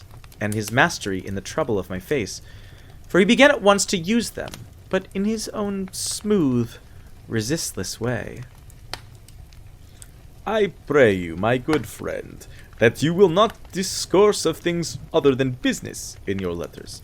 It will doubtless please your friends to know you are well, and that you look forward to getting home to them. Is it not so? As it spoke, he handed me 3 sheets of notepaper and 3 envelopes. They were all of the thinnest foreign post, and looking at them, then at him, and noticing his quiet smile, with the sharp canine teeth lying over the red underlip, I understood as well as if he had spoken that I should be more careful what I wrote, for he would be able to read it. So I determined to write only formal notes now, but to write fully to Mr. Hawkins in secret, and also to Mina, for to her I could write shorthand, which would puzzle the Count if he did see it. When I had written my 2 letters, I sat quiet, reading a book, whilst the Count wrote several notes, referring, as he wrote to them, to some books on his table. Then he took up my 2 and placed them with his own, and put by his writing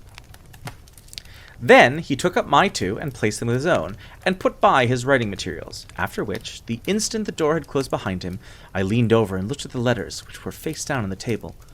I felt no compunction in doing so, for under the circumstances I felt that I should protect myself in every way I should. One of the letters was directed to Samuel F. Billington, No. 7, The Crescent, Whitby. Another to Herr Leutner, Varna. The third was to Coutts and Company, London. And the fourth to Herren Klopstock and Bilruth, bankers, Budapest. The second and fourth were unsealed. I was just about to look at them when I saw the door handle move. I sank back in my seat, having just had time to resume my book before the Count, holding still another letter in his hand, entered the room.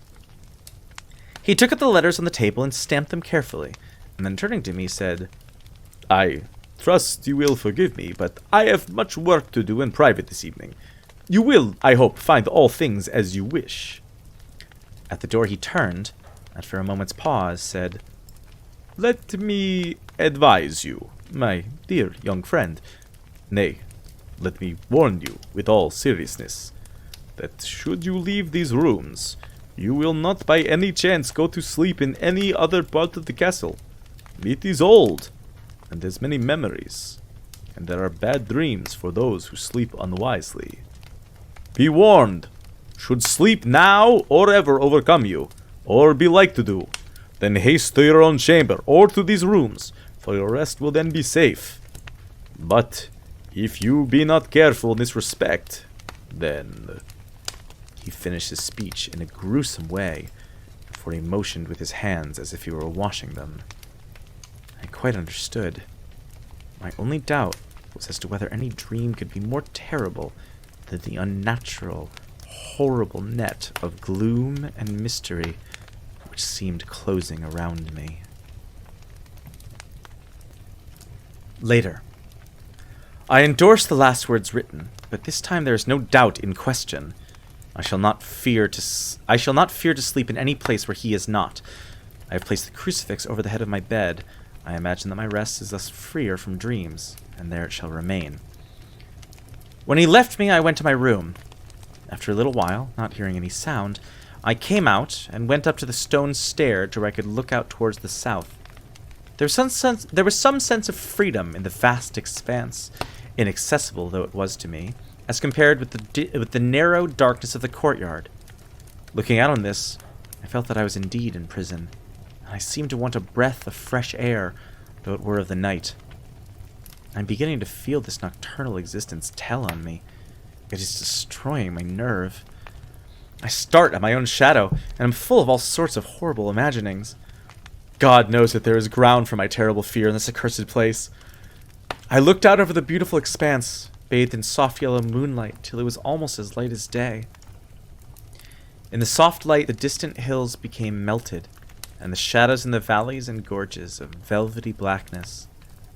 The mere beauty seemed to cheer me. There was peace and comfort in every breath I drew.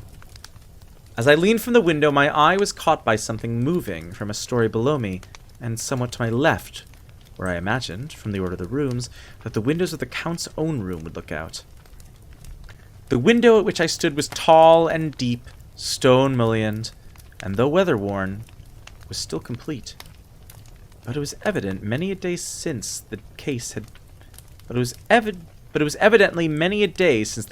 been there. I drew back behind the stonework and looked carefully out. What I saw was the Count's head coming out from the window. I did not see the face, but I knew the man by the neck and the movement of his back and arms. In any case, I could not mistake the hands, which I had had so many opportunities of studying. I was at first interested and somewhat amused, for it is wonderful how small a matter will interest and amuse a man when he is a prisoner. My very feelings changed to repulsion and terror when I saw the whole man slowly emerge from the window and begin to crawl down the castle wall over the dreadful abyss, face down, with his cloak spreading out around him like great wings. At first I could not believe my eyes. I thought it was some trick of the moonlight, some weird effect of shadow. But I kept looking, and it could be no delusion. I saw the fingers and toes grasp the corners of the stones, worn clear of the mortar by the stress of years, and by thus using every projection and inequality move downwards with considerable speed, just as a lizard moves along a wall. What manner of man is this? Or what manner of creature is it in the semblance of man? I feel the dread of this horrible place overpowering me. I am in fear, in awful fear, and there is no escape for me. I am encompassed about with terrors that I dare not think of. 15th May. Once more I have seen the Count go out in his lizard fashion. He moved downwards in a sidelong way, some 100 feet down and a good deal to the left. He vanished into some hole or window. When his head had disappeared, I leaned out to try to see more, but without avail. The distance was too great to allow a proper angle of sight. I knew he had left the castle now, and thought to use the opportunity to explore more than I had dared to do as yet. I went back to the room, and taking a lamp, tried all the doors. They were all locked, as I had expected, and the locks were comparatively new. But I went down the stone stairs to the hall where I had entered originally. I found I could pull back the bolts easily enough, and unhook the great chains. But the door was locked, and the key was gone. That key must be in the Count's room. I must watch should his door be unlocked so that I may get it and escape. I went on to make a thorough examination of the various stairs and passages, and to try the doors that opened from them. 1 or 2 small rooms near the hall were open, but there was nothing to see in them except old furniture, dusty with age and moth-eaten. At last, however, I found one door at the top of the stairway which, though it seemed locked, gave a little under pressure. I tried it harder, and found that it was not really locked, but that the resistance came from the fact that the hinges had fallen somewhat, and the heavy door rested on the floor. Here was an opportunity which I might not have again, so I exerted myself, and with many efforts forced it back so that I could enter. I was now in a wing of the castle further to the right than the rooms I knew, and a story lower down. From the windows I could see that the suite of rooms lay along to the south of the castle, the windows of the end room looking out both west and south. On the latter side, as well as to the former, there is a great precipice. The castle was built on the corner of a great rock, so that on 3 sides it was quite impregnable, and great windows were placed here where sling or bow or culverin could not reach, and consequently light and comfort, impossible to a position which had to be guarded, were secured. To the west was a great valley, and then, rising far away, great jagged mountain fastnesses, rising peak on peak, the sheer rocks studded with mountain ash and thorn, whose roots clung in cracks and crevices and crannies of the stone. This was evidently the portion of the castle occupied by the ladies in bygone days, for the furniture had more an air of comfort than any I had seen.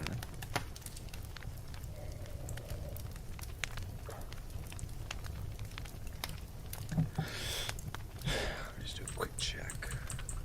Okay, cool.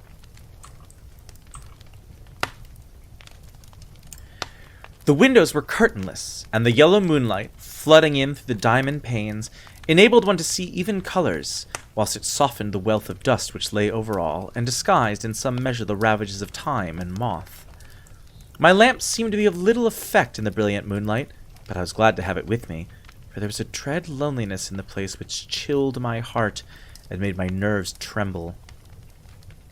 Still, it was better than living alone in the rooms which I had come to hate from the presence of the Count, and after trying a little to school my nerves, I found a soft quietude come over me. Here I am, sitting at a little oak table, where in old times possibly some fair lady sat to pen, with much thought and many blushes, her ill-spelt love letter, and writing in my diary in shorthand all that has happened since I closed it last. It is the 19th century up to date with a vengeance. And yet, unless my senses deceive me, the old centuries had, and have, powers of their own, which mere modernity cannot kill.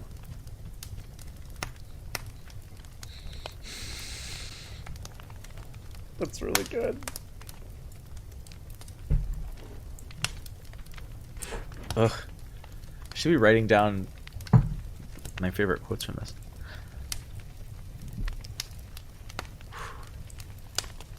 Later, the morning of 16th May. God preserve my sanity, for to this I am reduced. Safety and the assurance of safety are things of the past. Whilst I live on here, there is but one thing to hope for, that I may not go mad, if indeed I be not mad already. If I be sane, then surely it is maddening to think that of all the foul things that lurk in this hateful place, the Count is the least dreadful to me, that to him alone I can look for safety, even though this be only whilst I can serve his purpose. Great God, merciful God, let me be calm, for out of that way lies madness indeed. I begin to get new lights on certain things which have puzzled me. Up to now I never quite knew what Shakespeare meant when he made Hamlet say, "My tablets, quick, my tablets, 'tis meet that I put it down," etc. For now, feeling as though my own brain were unhinged, or as if the shock had come which must end in its undoing, I turned to my diary for repose. The habit of entering accurately must help to soothe me. The Count's mysterious warning frightened me at the time. It frightens me more not when I think of it. I wonder if that's a typo. It frightens me more not when I think of it, for in the future he has a fearful hold upon me. I shall fear to doubt what he may say. When I had written in my diary, and had fortunately replaced the book and pen in my pocket, I felt sleepy. The Count's warning came into my mind, but I took pleasure in disobeying it. The sense of sleep was upon me, and with it the obstinacy which sleep brings as outrider. The soft moonlight soothed, and the wide expanse without gave a sense of freedom which refreshed me. I determined not to return tonight to the gloom-haunted rooms, but to sleep here, where, of old, ladies had sat and sung and lived sweet lives, whilst their gentle breasts were sad for their menfolk away in the midst of remorseless wars. I drew a great couch out of its place near the corner, so that as I lay, I could look at the lovely view to east and south, and unthinking of and uncaring for the dust, composed myself for sleep. I suppose I must have fallen asleep. I hope so. But I fear, for all that followed was startlingly real, so real that now sitting here in the broad, full sunlight of the morning, I cannot in the least believe that it was all sleep. I was not alone. The room was the same, unchanged in any way since I came into it. I could see along the floor, in the brilliant moonlight, my own footsteps marked where I had disturbed the long accumulation of dust. In the moonlight opposite me were 3 young women, ladies by their dress and manner. I thought at the time that I must be dreaming when I saw them. They threw no shadow on the floor. They came close to me, and looked at me for some time, and then whispered together. 2 were dark, and had high aquiline noses, like the Count, and great dark, piercing eyes, that seemed to be almost red when contrasted with the pale yellow moon. The other was fair as can be, with great masses of golden hair, and eyes like pale sapphires. I seemed somehow to know her face, and to know it in connection with some dreamy fear, but I could not recollect at the moment how or where. All 3 had brilliant white teeth that shone like pearls against the ruby of their voluptuous lips. There was something about them that made me uneasy, some longing, and at the same time some deadly fear. I felt in my heart a wicked, burning desire that they would kiss me with those red lips. It is not good to note this down, lest some day it should meet Mina's eyes and cause her pain, but it is the truth. They whispered together, and then they all 3 laughed. Such a silvery, musical laugh, but as hard as though the sound never could have come through the softness of human lips. It was like the intolerable, tingling sweetness of water glasses when played on by a cunning hand. The fair girl shook her head coquettishly, and the other 2 urged her on. One said, "Go on. You are first, and we shall follow. Yours is the right to begin." The other added, "He is young and strong. There are kisses for us all." I lay quiet, looking out from under my eyelashes in an agony of delightful anticipation. The fair girl advanced and bent over me till I could feel the movement of her breath upon me. Sweet it was in one sense, honey-sweet, and sent the same tingling through the nerves as her voice, with a bitter underlying the sweet, a bitter offensiveness, as one smells in blood. I was afraid to raise my eyelids, but looked out and saw perfectly under the lashes. The girl went on her knees and bent over me, simply gloating. There was a deliberate voluptuousness which was both thrilling and repulsive, and as she arched her neck, she actually licked her lips like an animal, till I could see in the moonlight the moisture shining on the scarlet lips and on the red tongue as it lapped the white, sharp teeth. Lower and lower went her head, as the lips went below the range of my mouth and chin and seemed to fasten on my throat. Then she paused, and I could hear the churning sound of her tongue as it licked her teeth and lips, and I could feel the hot breath on my neck. Then the skin of my throat began to tingle, as one's flesh does when the hand that is to tickle it approaches nearer. I could feel the soft, shivering touch of the lips on the super-sensitive skin of my throat, and the hard dents of two sharp teeth just touching and pausing there. I closed my eyes in languorous ecstasy and waited with beating heart. But at that instant, another sensation swept through me as quick as lightning. I was conscious of the presence of the Count, and of his being as if lapped as in a storm of fury. As my eyes opened involuntarily, I saw his strong hand grasp the slender neck of the fair woman, and with giant's power draw it back. The blue eyes transformed with fury, the white teeth champing with rage, and the fair cheeks blazing red with passion. But the Count... Never did I imagine such wrath and fury, even to the demons of the pit. His eyes were positively blazing. The red light in them was lurid, as if the flames of hell fire blazed behind them. His face was deathly pale, and the lines of it were hard like drawn wires. The thick eyebrows that met over the nose now seemed like a heaving bar of white-hot metal. With a fierce sweep of his arm, he hurled the woman from him, and then motioned to the others, as though he were beating them back. It was the same imperious gesture that I had seen used to the wolves. In a voice which, though low and almost in a whisper, seemed to cut through the air and then ring in the room, he said, "How dare you touch him, any of you? How dare you cast eyes on him when I had forbidden it? Back, I tell you all. This man belongs to me. Beware how you meddle with him, or you'll have to deal with me." The fair girl, with a laugh of ribald coquetry, turned to answer him. "You yourself never loved. You never love." On this the other women joined, and such a mirthless, hard, soulless laughter rang through the room that it almost made me faint to hear. It seemed like the pleasure of fiends. Then the Count turned, after looking at my face attentively, and said in a soft whisper, "Yes, I, too, can love. You yourselves can tell it from the past. Is it not so? Well, now I promise you that when I am done with him, you shall kiss him at your will. Now go. Go! I must awaken him, for there is work to be done." "Are we to have nothing tonight?" said one of them, with a low laugh, as she pointed to the bag which he had thrown upon the floor, and which moved as though there were some living thing within it. For answer, he nodded his head. One of the women jumped forward and opened it. If my ears did not deceive me, there was a gasp and a low wail, as of a half-smothered child. The women closed round, whilst I was aghast with horror. But as I looked, they disappeared, and with them the dreadful bag.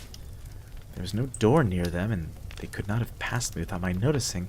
They simply seemed to fade to the rays of the moonlight and pass out through the window, for I could see outside the dim, shadowy forms for a moment before they entirely faded away. Then the horror overcame me, and I sank down, unconscious.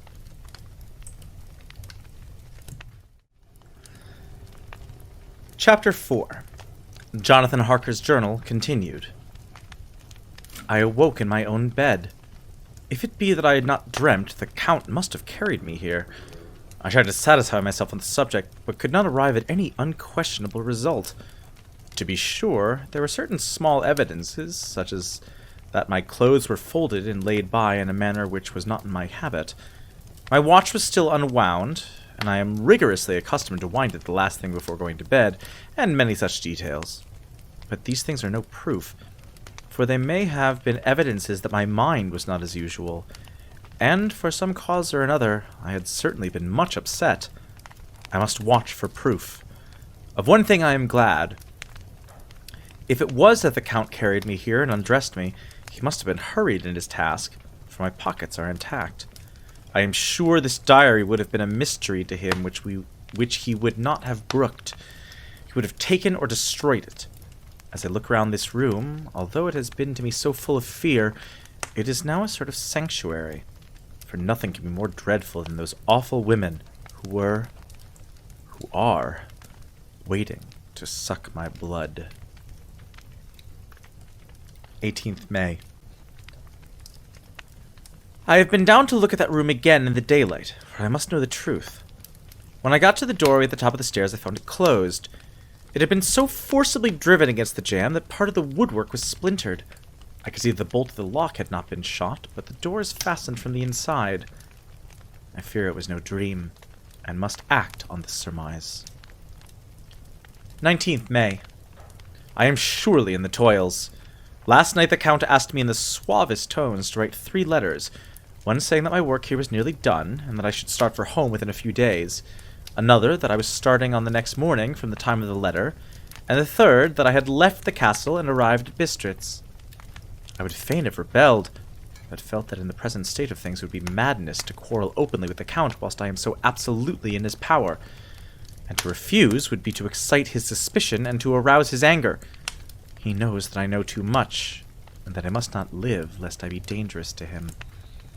My only chance is to prolong my opportunities. Something may occur which will give me a chance to escape. I saw in his eyes something of that gathering wrath which was manifest when he hurled that fair woman from him. He explained to me that posts were few and uncertain, and that my writing now would ensure ease of mind to my friends. And he assured me with so much impressiveness that he would countermand the later letters, which would be held over at Bistritz until due time, in case chance would admit of my prolonging my stay, that to oppose him would have been to create new suspicion. I therefore pretended to fall in with his views, and asked him what dates I should put on the letters.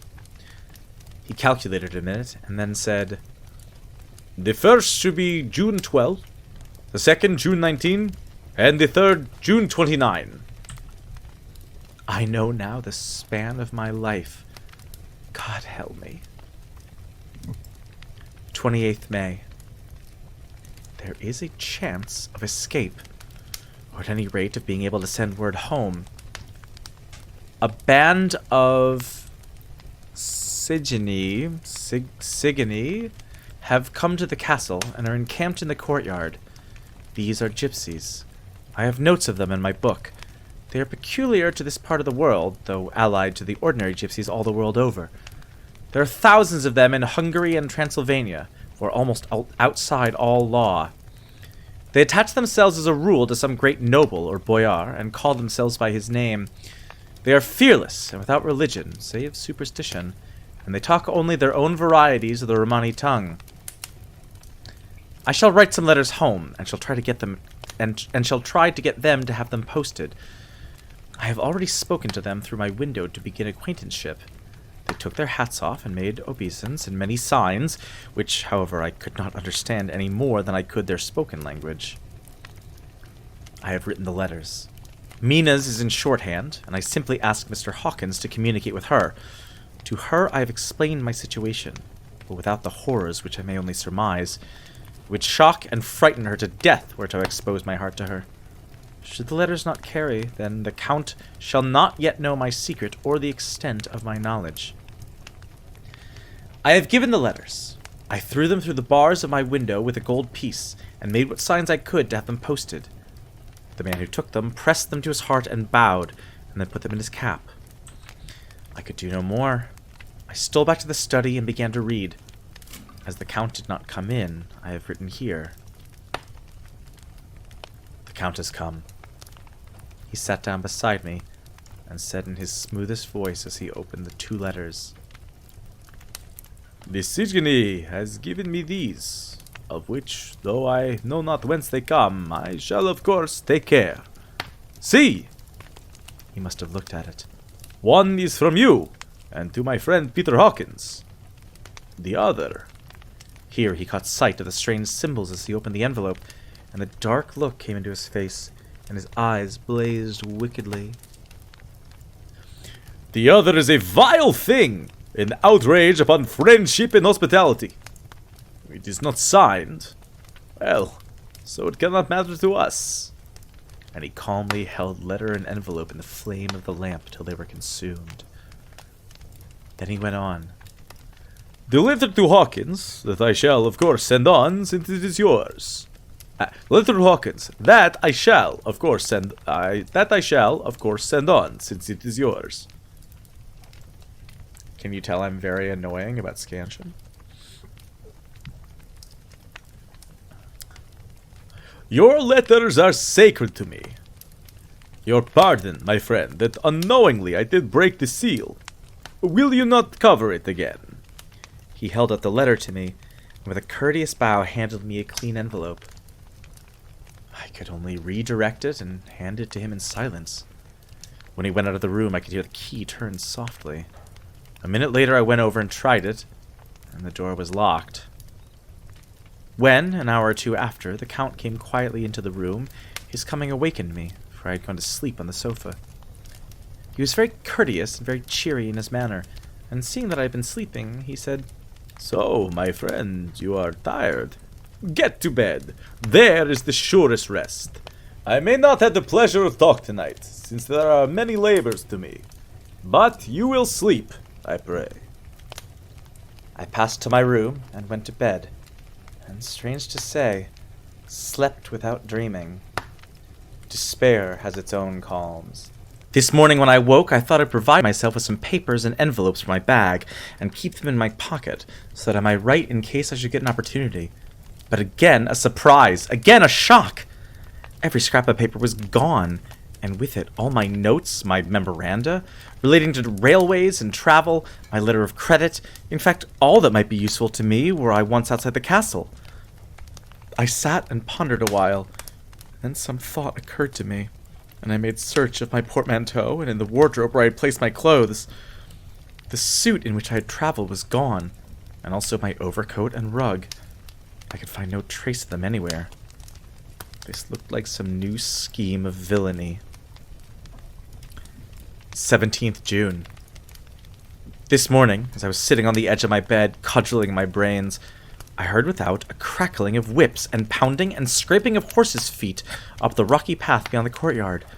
With joy, I hurried to the window and saw drive into the yard 2 great leather wagons, each drawn by 8 sturdy horses, and at the head of each pair a Slovak, with his wide hat, great nail-studded belt, dirty sheepskin, and high boots. They had also their long staves in hand.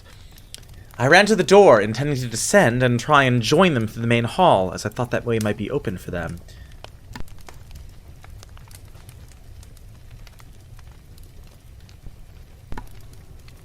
Excuse me. Again, a shock. What the fuck? Oh, that's where I spilled the tea. The literal tea. So we're talking about how Carly's cheating on her girlfriend. Again, a shock. My door was fastened on the outside. Then I ran to the window and cried to them. They looked up at me stupidly and pointed. But just then the hetman of the Siginy came out, and seeing them pointing to my window, said something, at which they laughed. Henceforth, no effort of mine, no piteous cry or agonized entreaty would make them even look at me. They resolutely turned away. The later wagons contained great square boxes with handles of thick rope. God damn it. These were evidently empty by the ease with which the Slovaks handled them, and by their resonance as they were roughly moved. When they were all unloaded and packed in a great heap in one corner of the yard, the Slovaks were given some money by the Siginy, and, spitting on it for luck, lazily went each to his horse's head. Shortly afterwards, I heard the crackling of their whips die away in the distance. Last night, the Count left me early and locked himself into his own room. As soon as I dared, I ran up the winding stair and looked out of the window, which opened south. I thought I would watch for the Count, for there is something going on. The Siginy are quartered somewhere in the castle and doing work of some kind. I know it, for now and then I hear a faraway muffled sound, as if mattock and spade, and whatever it is, it must be the end of some ruthless villainy. I had been at the window somewhat less than half an hour when I saw something coming out of the Count's window. I drew back and watched carefully, and saw the whole man emerge. It was a new shock to me to find that he had on the suit of clothes which I had worn whilst traveling here, and slung over his shoulder the terrible bag which I had seen the women take away. There could be no doubt as to his quest, and in my garb, too. This, then, is his new scheme of evil, that he will allow others to see me as they think, so that he may both leave evidence that I have been seen in the towns or villages posting my own letters, and that any wickedness which he may try to do by the local people be attributed to me. It makes me rage to think that this can go on, and whilst I am shut up here, a veritable prisoner, but without that protection of law which is even a criminal's right and consolation. I thought I would watch for the Count's return, and for a long time sat doggedly at the window. Then I began to notice that there were some quaint little specks floating in the rays of moonlight. They were like the tiniest grains of dust, and they whirled round and gathered in clusters in a nebulous sort of way. I watched them with a sense of soothing, and a sort of calm stole over me. I leaned back in the embrasure in a more comfortable position, so that I could enjoy more fully the aerial gambolling.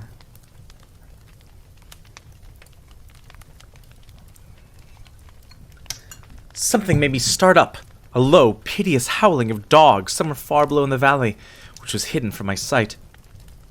Louder it seemed to ring in my ears, and the floating motes of dust to take new shapes to the sound as they danced in the moonlight.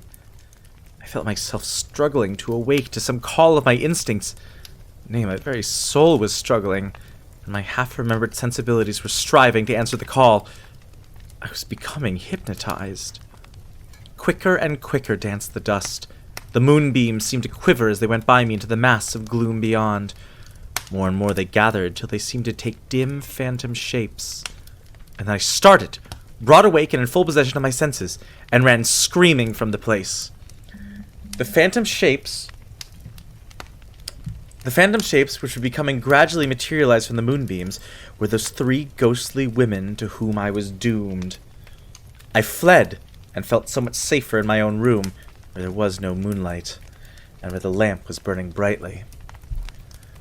When a couple of hours had passed, I heard something stirring in the Count's room, something like a sharp wail quickly suppressed. And then there was silence. Deep, awful silence, which chilled me. With a beating heart, I tried the door, but I was locked in my prison and could do nothing. I sat down and simply cried. As I sat, I heard a sound in the courtyard without, the agonized cry of a woman. I rushed to the window and, throwing it up, peered between the bars. There, indeed, was a woman with disheveled hair, holding her hands over her heart as one distressed with running. She was leaning against the corner of the gateway. When she saw my face at the window, she threw herself forward and shouted in a voice laden with menace, "Monster! Give me my child!" She threw herself on her knees and, raising up her hands, cried the same words in tones which wrung my heart. Then she tore her hair and beat her breast, and abandoned herself to all the violences of extravagant emotion.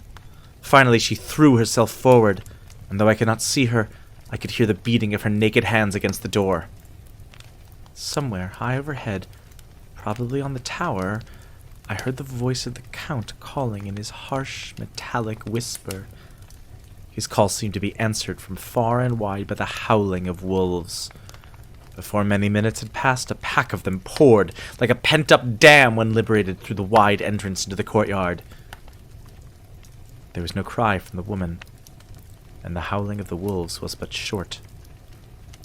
Before long, they streamed away singly, licking their lips. I could not pity her, for I knew now what had become of her child, and she was better dead. What shall I do? What can I do?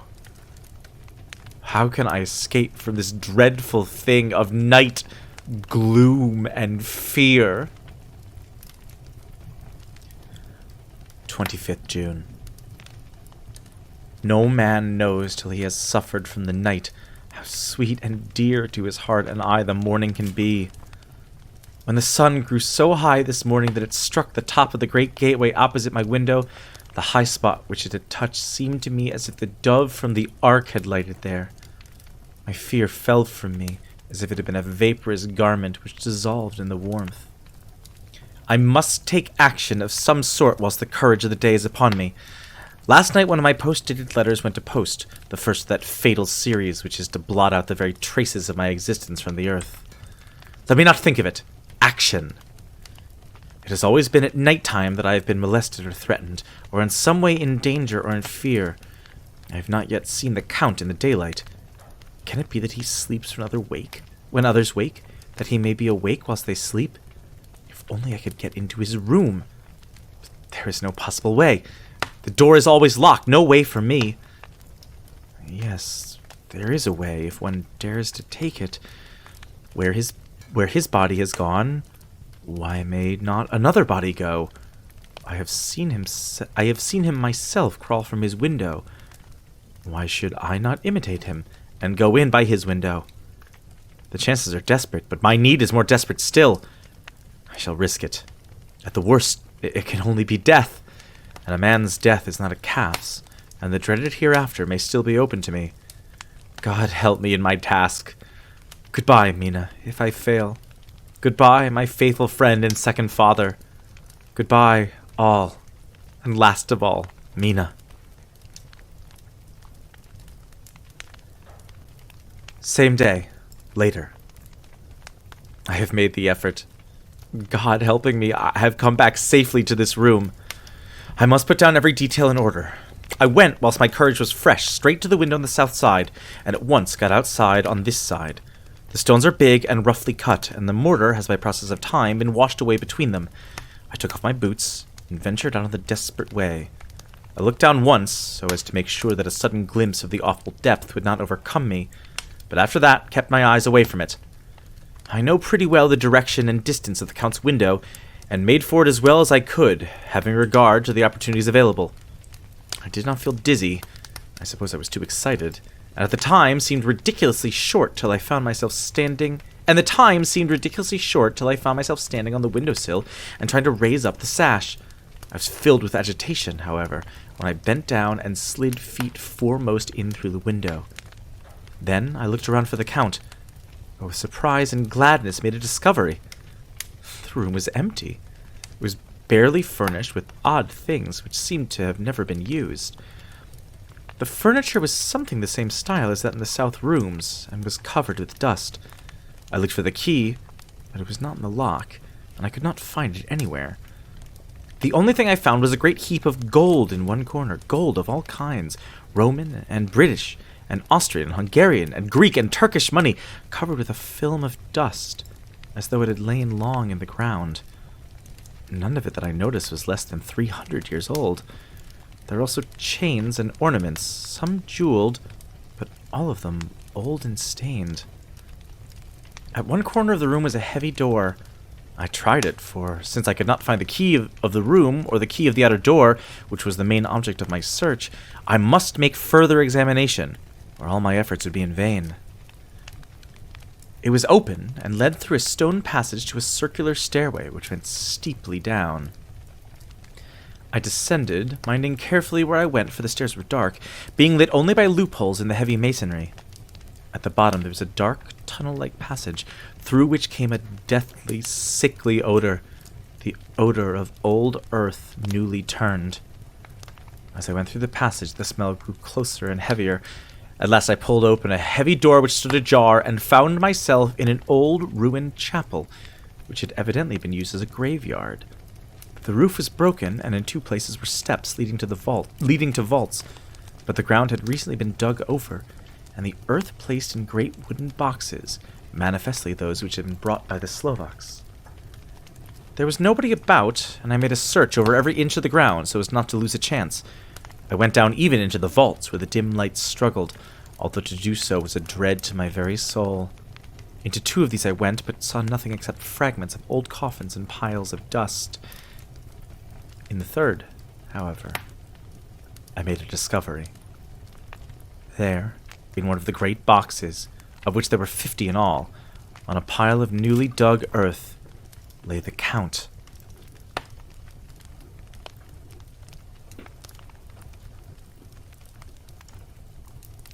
He was either dead or asleep. I could not say which, for eyes were open and stony, but without the glassiness of death, and the cheeks had the warmth of life through all their pallor. The lips were as red as ever, but there was no sign of movement, no pulse, no breath, no beating of the heart. I bent over him and tried to find any sign of life, but in vain. He could not have lain there long, for the earthy smell would have passed away in a few hours. By the side of the box was its cover, pierced with holes here and there. I thought he might have the keys on him, but when I went to search, I saw the dead eyes, and in them, dead though they were, such a look of hate, though unconscious of me or my presence, that I fled from the place, and leaving the Count's room by the window, crawled again up the castle wall. Regaining my room, I threw myself panting upon the bed, and tried to think. 29th June. Today is the date of my last letter, and the Count has taken steps to prove that it was genuine, for again I saw him leave the castle by the same window, and in my clothes. As he went down the wall, lizard fashion, I wished I had a gun or some lethal weapon that I might destroy him. But I fear that no weapon wrought alone by man's hand would have any effect on him. I dared not wait to see him return, for I feared to see those weird sisters. I came back to the library, and read there till I fell asleep.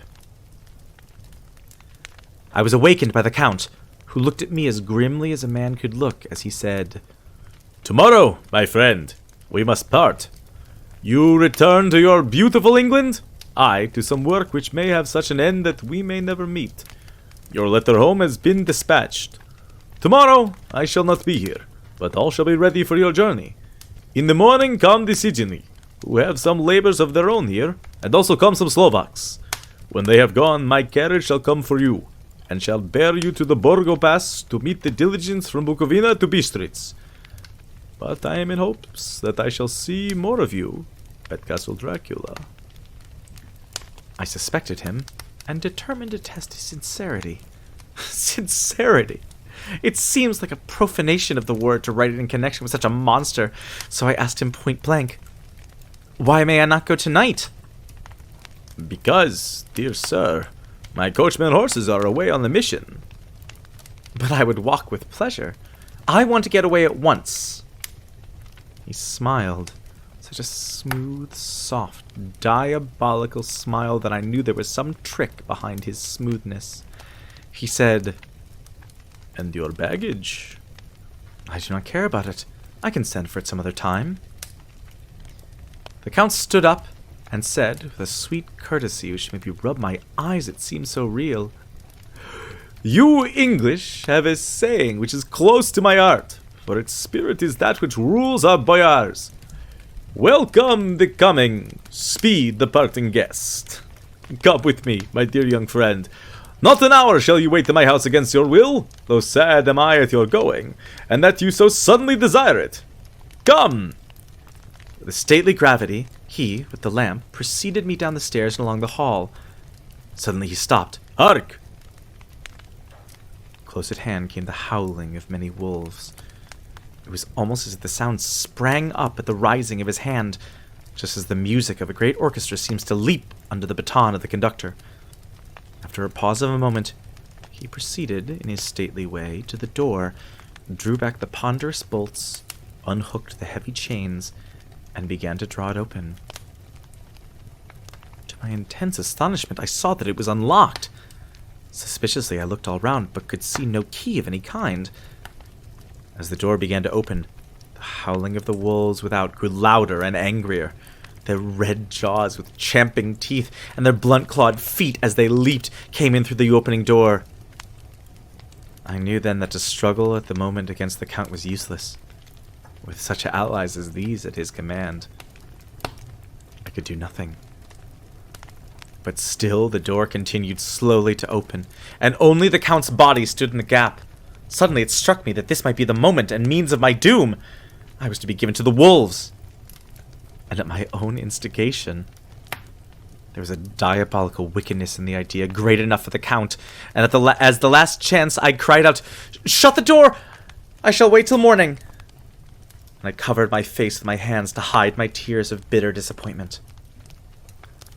With one sweep of his powerful arm, the Count threw the door shut, and the great bolts clanged and echoed through the hall as they shot back into their places. In silence, we returned to the library, and after a minute or two I went to my own room. The last I saw of Count Dracula was his kissing his hand to me, with a red light of triumph in his eyes, and with a smile that Judas in hell might be proud of. When I was in my room and about to lie down, I thought I heard a whispering at my door. I went to it softly and listened. Unless my ears deceived me, I heard the voice of the Count. Back to your own place. Your time is not yet come. Wait. Have patience. Tonight is mine. Tomorrow night is yours. There was a low, sweet ripple of laughter, and in a rage I threw open the door and saw without the three terrible women licking their lips. As I appeared, they all joined in a horrible laugh and ran away. I came back to my room and threw myself on my knees. Is it then so near the end? Tomorrow. Tomorrow. Lord, help me, and those to whom I am dear. 30th June. These may be the last words I ever write in this diary. I slept till just before the dawn, and when I woke, threw myself on my knees, for I determined that if death came, he should find me ready. At last I felt that subtle change in the air, and knew that the morning had come.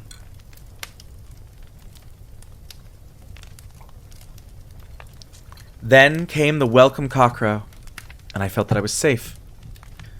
With a glad heart, I opened the door and ran down the hall. I had seen that the door was unlocked, and now escape was before me. With hands that trembled with eagerness, I unhooked the chains and threw back the massive bolts. But the door would not move. Despair seized me. I pulled and pulled at the door and shook it till, massive as it was, it rattled in its casement. I could see the bolt shot.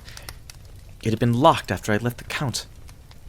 Then a wild desire took me to obtain the key at any risk, and I determined then and there to scale the wall again and gain the Count's room.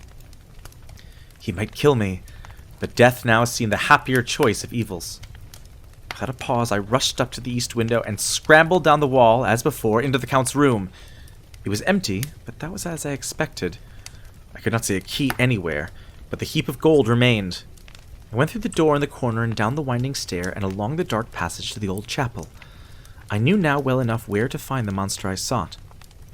The great box was in the same place, close against the wall, but the lid was laid on it, not fastened down, but with the nails ready in their places to be hammered home. I knew I must reach the body for the key, so I raised the lid and laid it back against the wall. And then I saw something which filled my very soul with horror. There lay the Count, but looking as if his youth had been half restored, for the white hair and mustache were changed to dark iron gray, the cheeks were fuller, and the white skin seemed ruby red underneath. The mouth was redder than ever. From the lips were gouts of fresh blood, which trickled from the corners of the mouth and ran down over the chin and neck. Even the deep, burning eyes seemed set among swollen flesh, for the lids and pouches underneath were bloated. It seemed as if the whole awful creature was simply gorged with blood. He lay like a filthy leech, exhausted with his repletion. I shuddered as I bent over to touch him, and every sense in me revolted at the contact. But I had to search, or I was lost. The coming night might see my own body a banquet in a similar way to those horrid three. I felt all over the body, but no sign could I find of the key. Then I stopped and looked at the Count. There was a mocking smile on the bloated face which seemed to drive me mad. This was the being I was helping to transfer to London, where, perhaps, for centuries to come, he might, amongst its teeming millions, satiate his lust for blood and create a new and ever-widening circle of semi-demons to batten on the helpless. The very thought drove me mad. A terrible desire came upon me to rid the world of such a monster. There was no lethal weapon at hand, but I seized a shovel which the workmen had been using to fill the cases, and lifting it high, struck with the edge downward at the hateful face. But as I did so, the head turned, and the eyes fell upon me, with all their blaze of basilisk horror. That sight seemed to paralyze me, and the shovel turned in my hand and glanced from the face, merely making a deep gash above the forehead. The shovel fell from my hand across the box, and as I pulled it away, the flange of the blade caught the edge of the lid, which fell over again, and hid the horrid thing from my sight. The last glimpse I had was of the bloated face, blood-stained and fixed with a grin of malice, which would have held its own in the nethermost hell. I thought and thought what should be my next move, but my brain seemed on fire, and I waited with a despairing feeling growing over me. As I waited, I heard in the distance a gypsy song sung by merry voices coming closer, and through their song the rolling of heavy wheels and the cracking of whips. The Sigini and the Slovaks of whom the Count had spoken were coming. With a last look around and at the box which contained the vile body, I ran from the place and gained the Count's room, determined to rush out at the moment the door should be opened. With strained ears, I listened, and heard downstairs the grinding of the key in the great lock, and the falling back of the heavy door. There must have been some other means of entry, or someone had a key for one of the locked doors. Then there came the sound of many feet tramping and dying away in some passage which sent up a clanging echo. I turned to run down again towards the vault, where I might find the new entrance, but at the moment there seemed to come a violent puff of wind, and the door to the winding stair blew to with a shock that set the dust from the lintels flying. When I ran to push it open, I found that it was hopelessly fast. I was again a prisoner, and the net of doom was closing around me more closely. As I write, there is in the passage below a sound of many tramping feet and the crash of weights being set down heavily, doubtless the boxes with their freights of earth. There is a sound of hammering. It is the box being nailed down. Now I can hear the heavy feet tramping again along the hall, with many other idle feet coming behind them. The door is shut. The chains rattle. There is a grinding of the key in the lock. I can hear the key withdrawn. Then another door opens and shuts. I hear the creaking of lock and bolt. Hark! In the courtyard and down the rocky way, the roll of heavy wheels, the crack of whips, and the chorus of the Sigini as they pass into the distance. I am alone in the castle with these horrible women. Mina is a woman, and there is naught in common. They are devils of the pit. I shall not remain alone with them. I shall try and scale the castle wall farther than I have yet attempted. I shall take some of the gold with me, lest I want it later. I may find a way from this dreadful place. And then away for home. Away to the quickest and nearest train. Away from the cursed spot, from this cursed land where the devil and his children still walk with earthly feet. At least God's mercy is better than that of those monsters, and the precipice is steep and high. At its foot, a man may sleep as a man. Goodbye, all. Mina.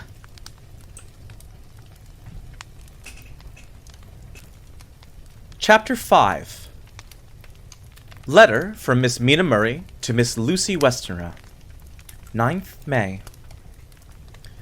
My dearest Lucy, forgive my long delay in writing, but I have been simply overwhelmed with work.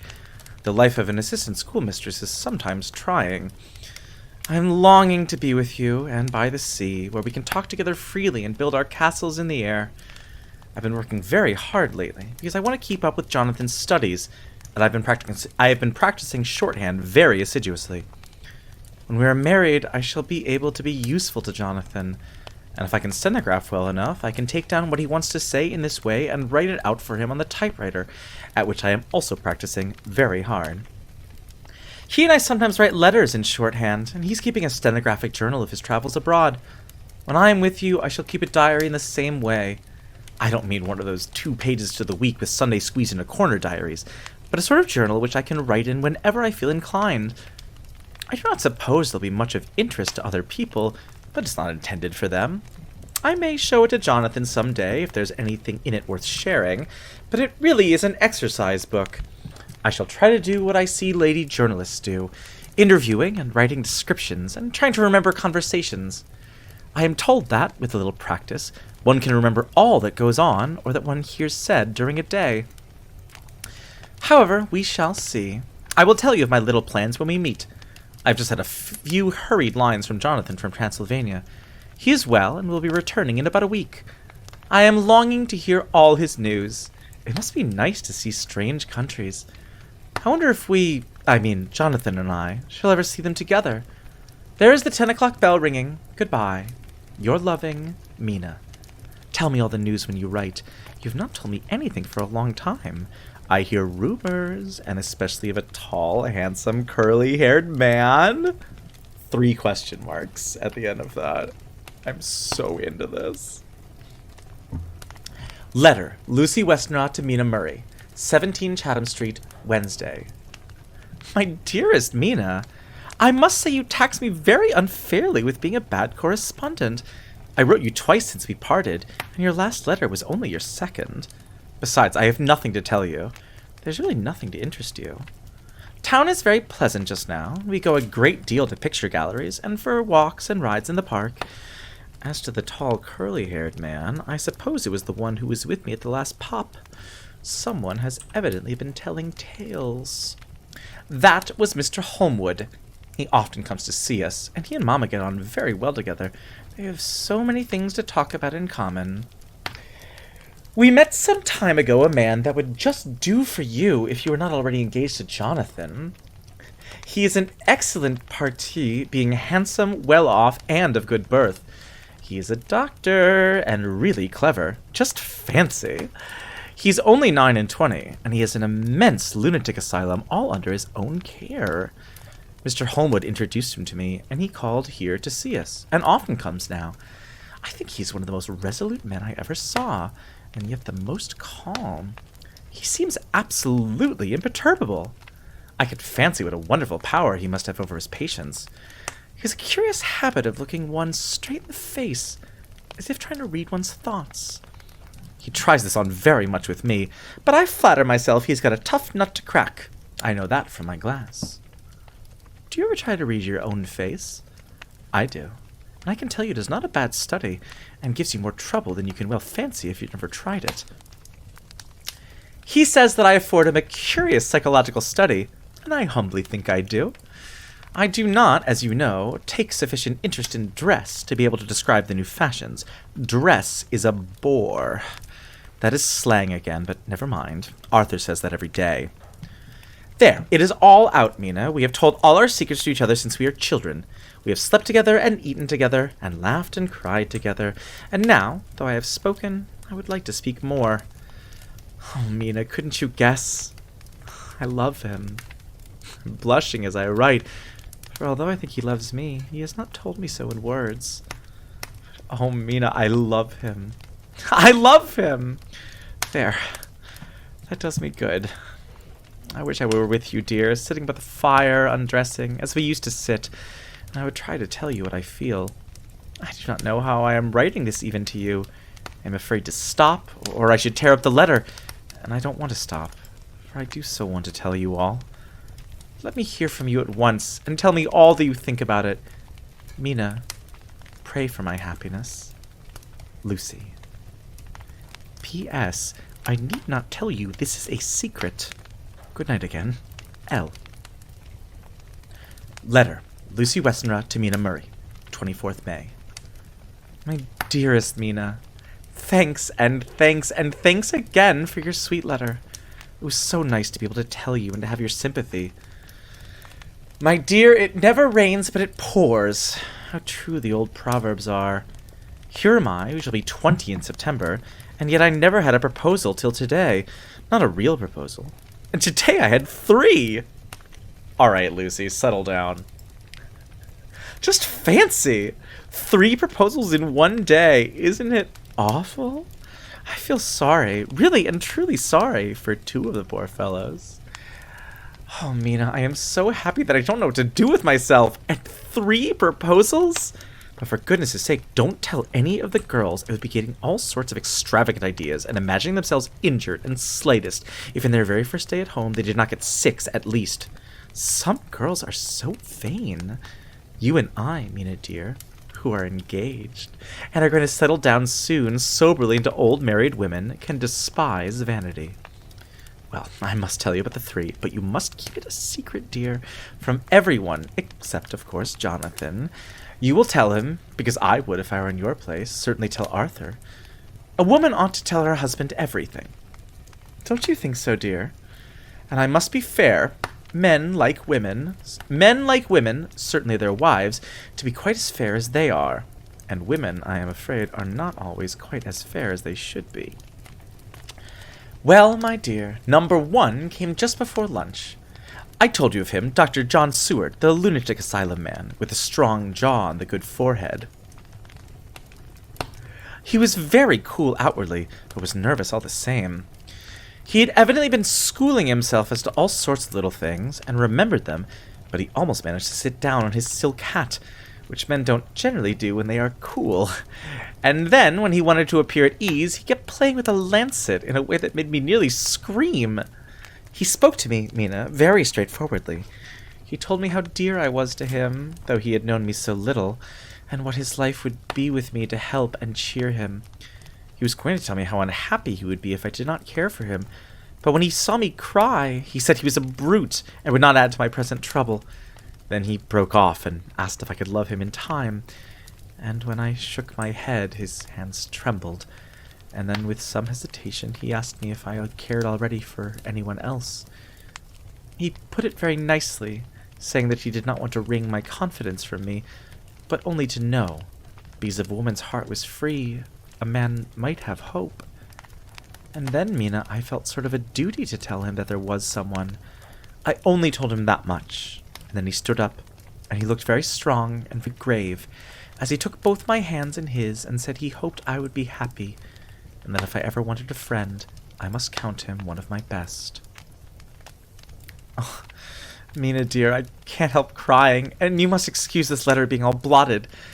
Being proposed to is all very nice and that sort of thing, but isn't it all a happy thing when you have to see a poor fellow whom you know loves you honestly, going away and looking all broken-hearted, and to know that, no matter what he might say at the moment, you are passing out of his life? My dear, I must stop here at present. I feel so miserable, though I am so happy.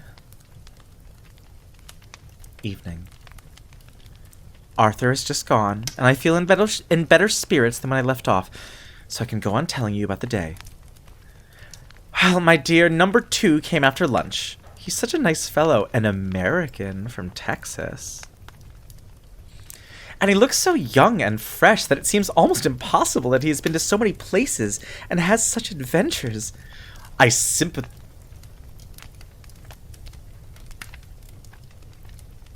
Okay, I did say I was going to read it. Racism and all.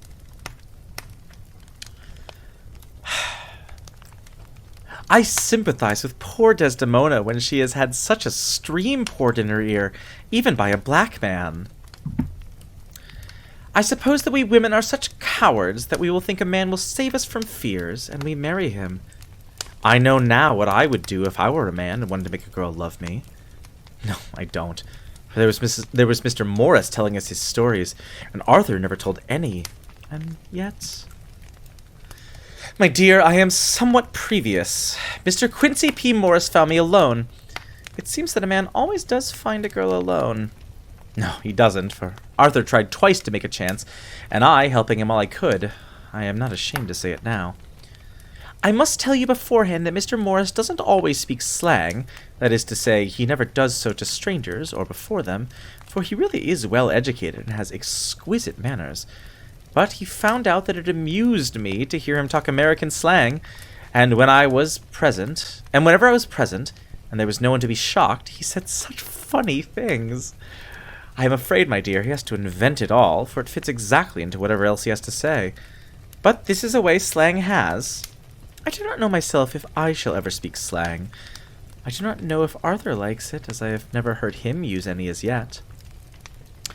Well, Mr. Morris sat down beside me and looked as happy and jolly as he could, but I could see all the same that he was very nervous.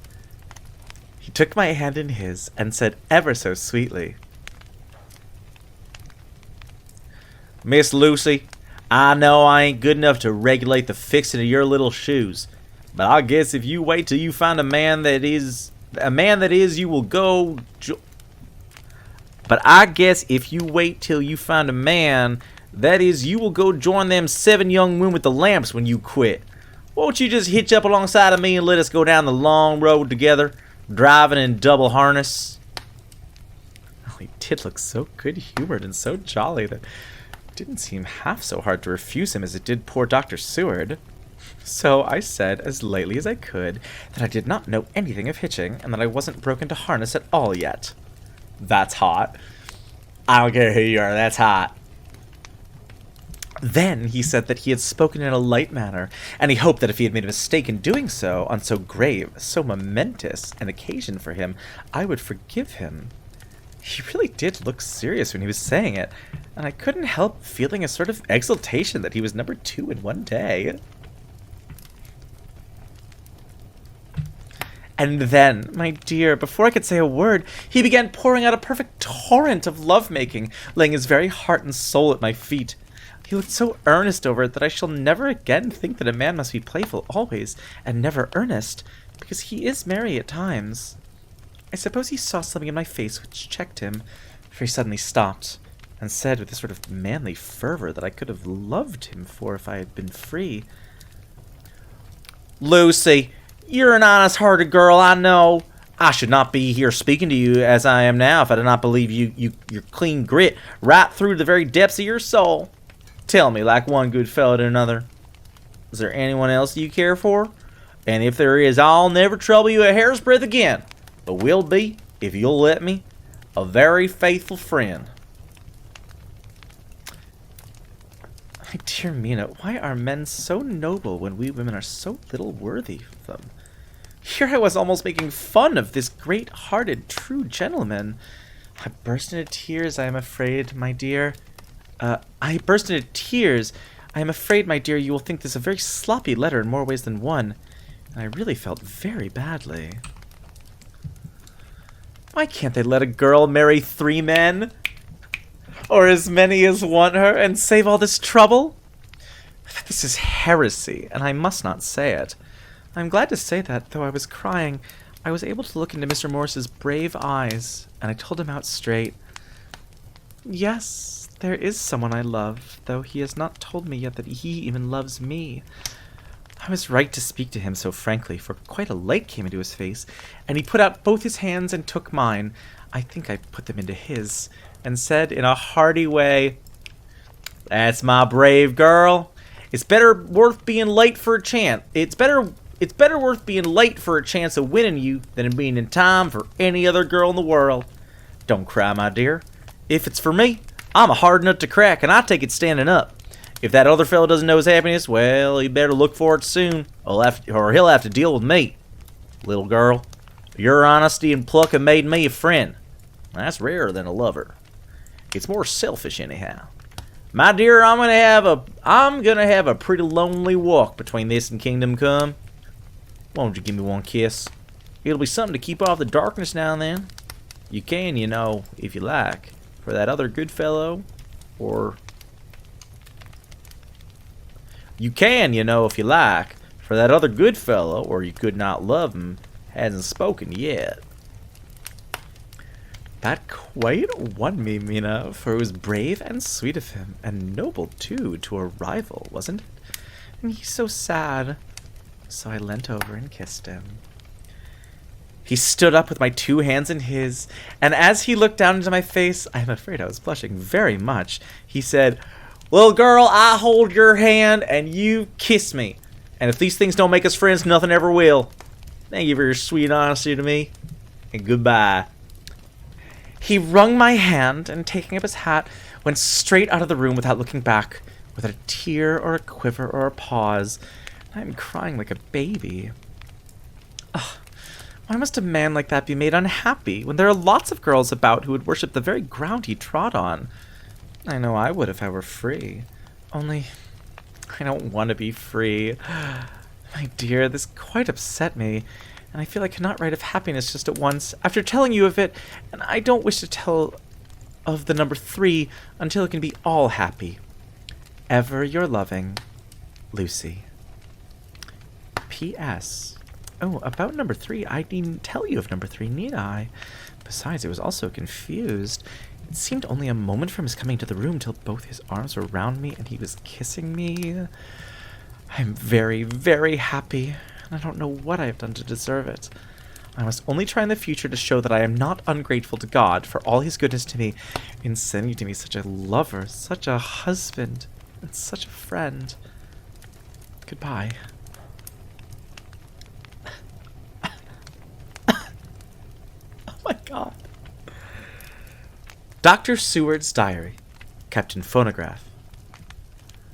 25 May. Ebb tide and appetite today.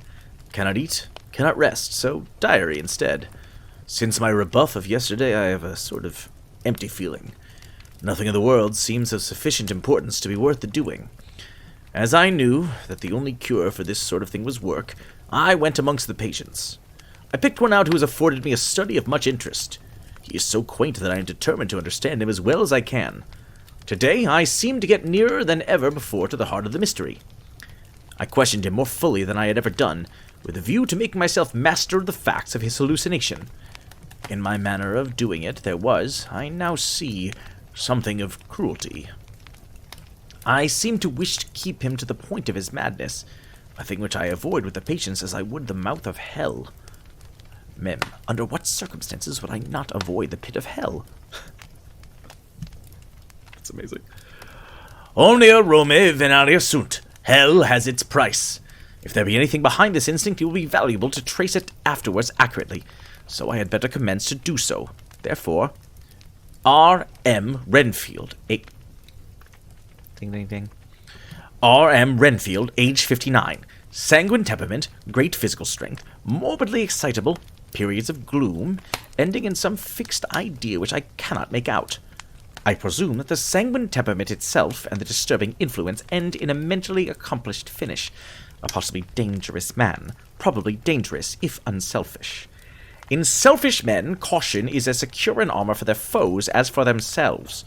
What I think of on this point is, when self is the fixed point, the centripetal force is balanced with the centrifugal.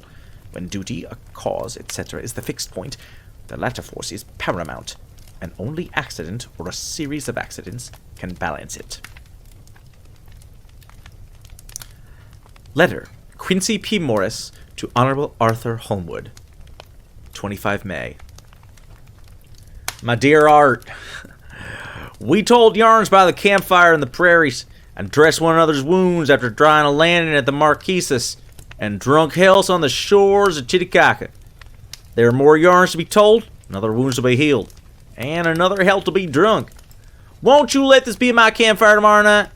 I have no hesitation in asking you, as I know a certain lady is engaged to a certain dinner party, and that you are free. There'll only be one other, our old pal at the Korea, Jack Seward. He's coming too, and we both want to mingle our weeps over the wine cup, and to drink a health with all our hearts, the happiest man in the wide world, who has won the noblest heart that God has made and best worth winning. We promise you a hearty welcome and a loving greeting, and a health as true as your own right hand. We shall both swear to leave you at home if you drink too deep to a certain pair of eyes. Come! Yours as always, Quincy P. Morris. Telegram from Arthur Holmwood to Quincy P. Morris, 26 May.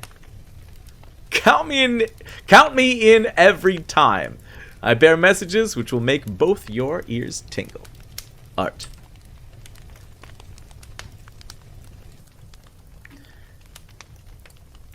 Chapter 6. Mina Murray's Journal. 24th July, Whitby. Lucy met me at the station, looking sweeter and lovelier than ever, and we drove up to the house at the Crescent in which they have rooms. It's a lovely place. The little river, the Esk, runs through a deep valley, which broadens out as it comes near the harbor. A great viaduct runs across, with high piers, through which the view seems somehow further away than it really is. The valley is beautifully green, and it's so steep that when you are on the high land on the other side, you look right across it, unless you're near enough to see down. The houses of the old town, the side away from us, are all red-roofed and seem piled up one over the other anyhow. like the pictures we see of Nuremberg. Right over the town is the ruin of Whitby Abbey, which was once sacked by the Danes, and which is the scene of part of Marmion, where the girl was built up in the wall. It is a most noble ruin of immense size and full of beautiful and romantic bits. There's a legend that a white lady is seen in one of the windows. Between it and the town there's another church, the parish one, round which is a big graveyard all full of tombstones.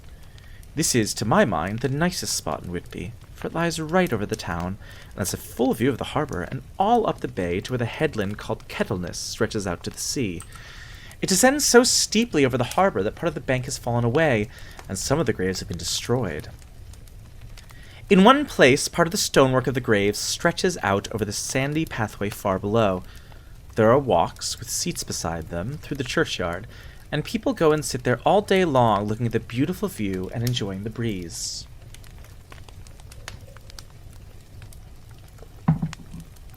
I shall come and sit here often myself and work. Indeed, I am writing now, with my book on my knee, and listening to the talk of 3 old men who are sitting beside me. They seem to do nothing all day but sit here and talk. The harbour lies below me, with, on the far side, one long granite wall stretching out into the sea, with a curve outwards at the end of it, in the middle of which is a lighthouse. A heavy seawall runs along outside of it.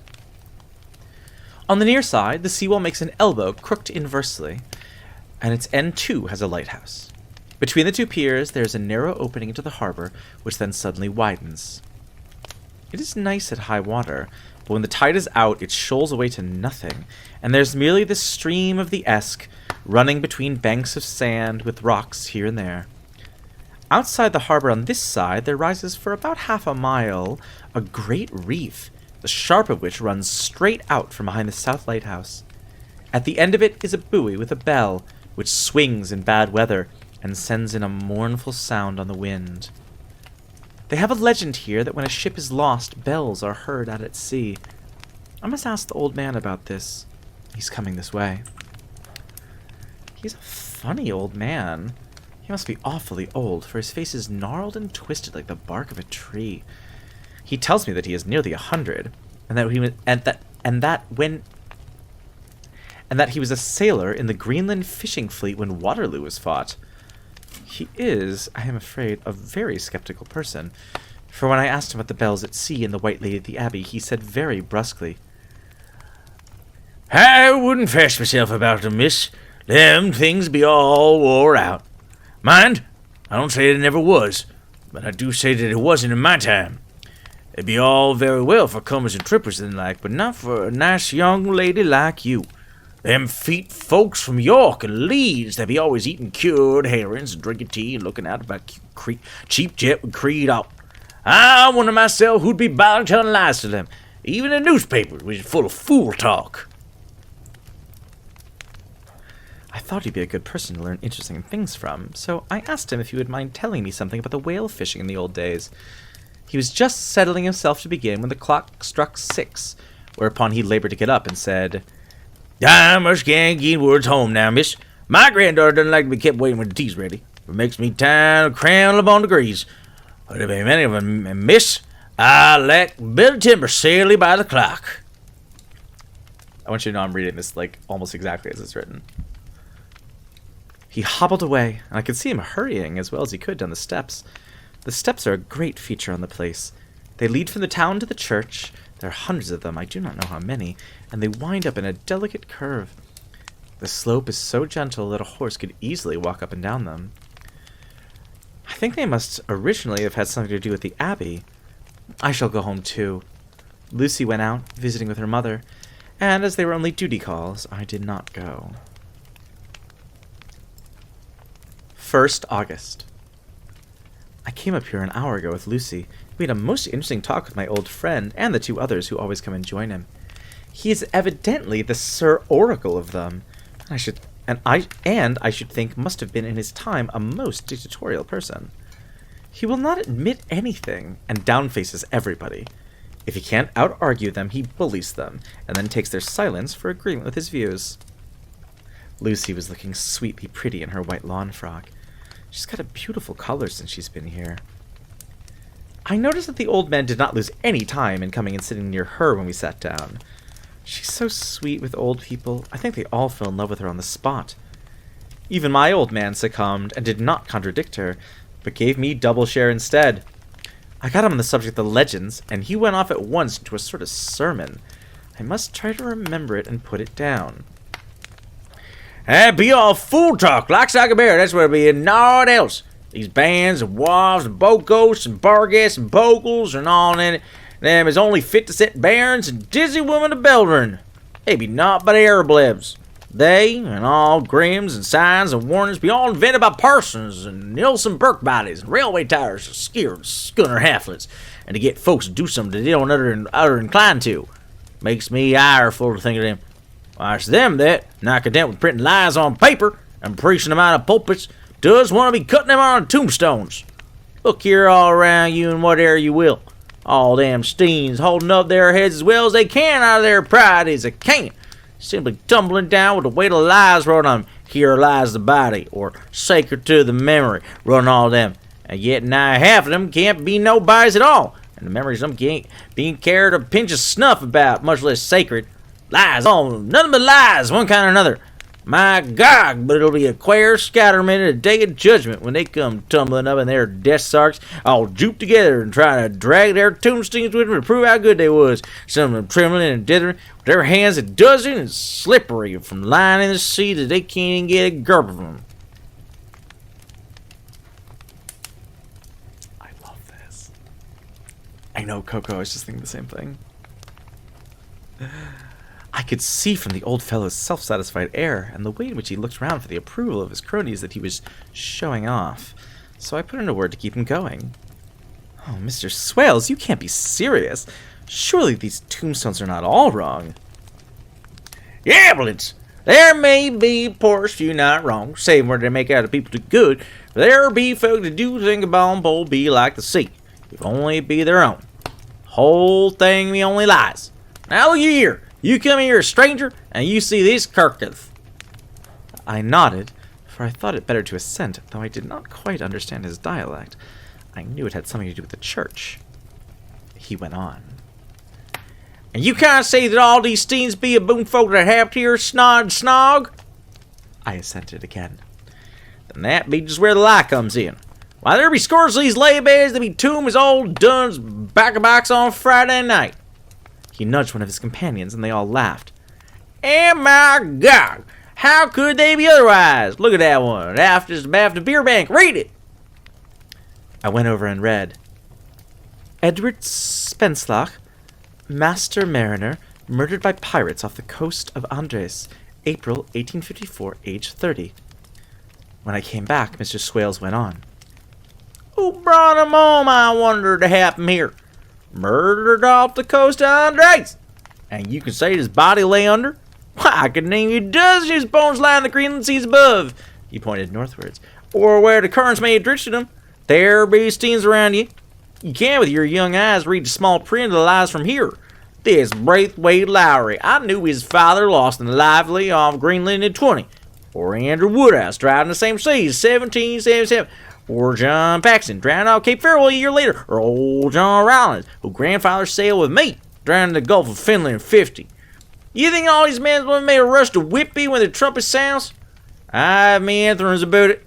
I tell you, when they got here, they'd be jostling and jostling one another that way. It'd be like a fight up in us in the old days, when we'd be one another with daylight to dark, trying to tie up our cuts by the Aurora Borealis. This was evidently local pleasantry, for the old man cackled over it, and his cronies joined in with gusto. But, I said, surely you are not quite correct, for you start on the assumption that all the poor people, or their spirits, will have to take their tombstones with them on the Day of Judgment. Do you think that'll really be necessary?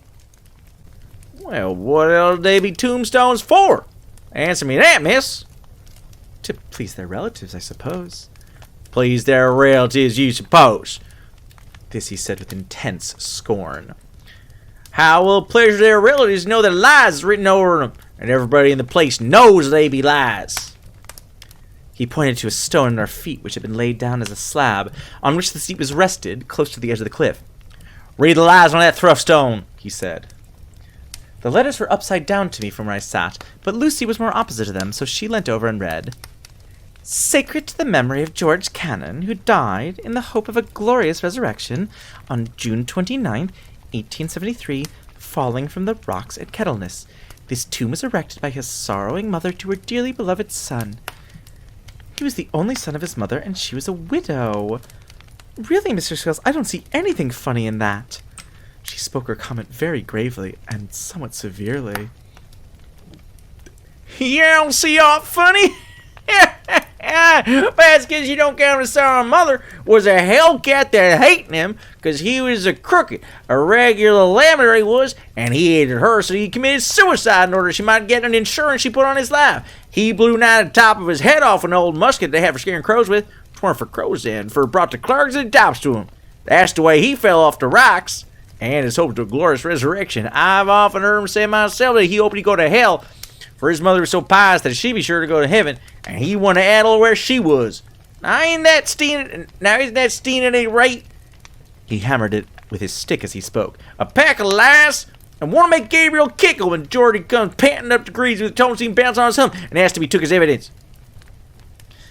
I did not know what to say, but Lucy turned the conversation as she said, rising up, "Oh, why did you tell us of this? It's my favorite seat, and I cannot leave it. And now I find I must go sitting over the grave of a suicide." "Yeah, it won't harm you, my pretty, and it may make poor Jordy gladsome to have so trim a lass sitting on his lap. That won't hurt you. Why, I've sat here off and on for now 20 years, and done me no harm. Don't you fash about them as lies under you, or it doesn't lie there either. It'll be time for you to get scarred when you see the tombstones all run away with and places bare as a stubble field. Now, here's the clock, I must gang. My service to you, ladies!" And off he hobbled. Lucy and I sat a while, and it was all so beautiful before us that we took hands as we sat, and she told me all over again about Arthur and their coming marriage. That made me just a little heartsick, for I haven't heard from Jonathan for a whole month.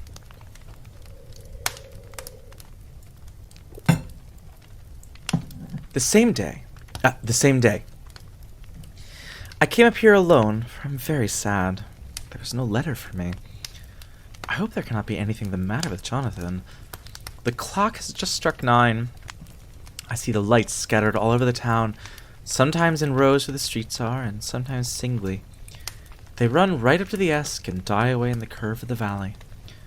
To my left, the view is cut off by a black line of roof of the old house next to the abbey. The sheep and lambs are bleating in the fields away behind me, and there's a clatter of donkeys' hooves up the paved road below.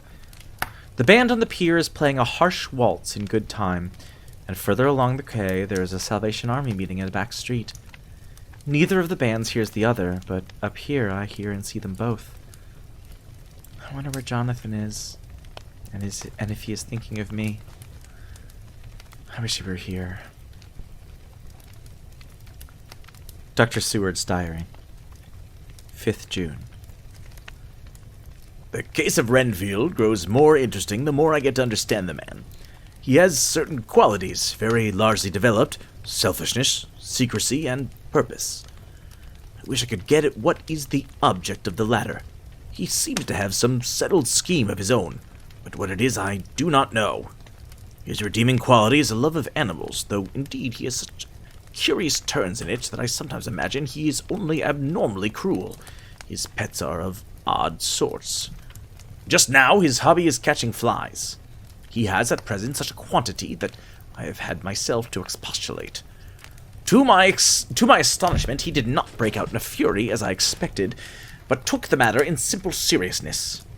He thought for a moment, and then said, "May I have 3 days? I shall clear them away." "Of course," I said, "that would do. I must watch him." 18th June. He has turned his mind now to spiders, and has got several very big fellows in a box. He keeps feeding them his flies, and the number of the latter is becoming sensibly diminished, although he has used half his food in attracting more flies from outside to his room. 1st July. His spiders are now becoming as great a nuisance as his flies, and today I told him that he must get rid of them. He looked very sad at this, so I said that he must some of them, at all events. He cheerfully acquiesced in this, and I gave him the same time as before for reduction. He disgusted me much while with him, for when a horrid blowfly, bloated with some carrion food, buzzed into the room, he caught it, held it exultantly for a few minutes between his finger and thumb, and before I knew what he was going to do, put it in his mouth and ate it.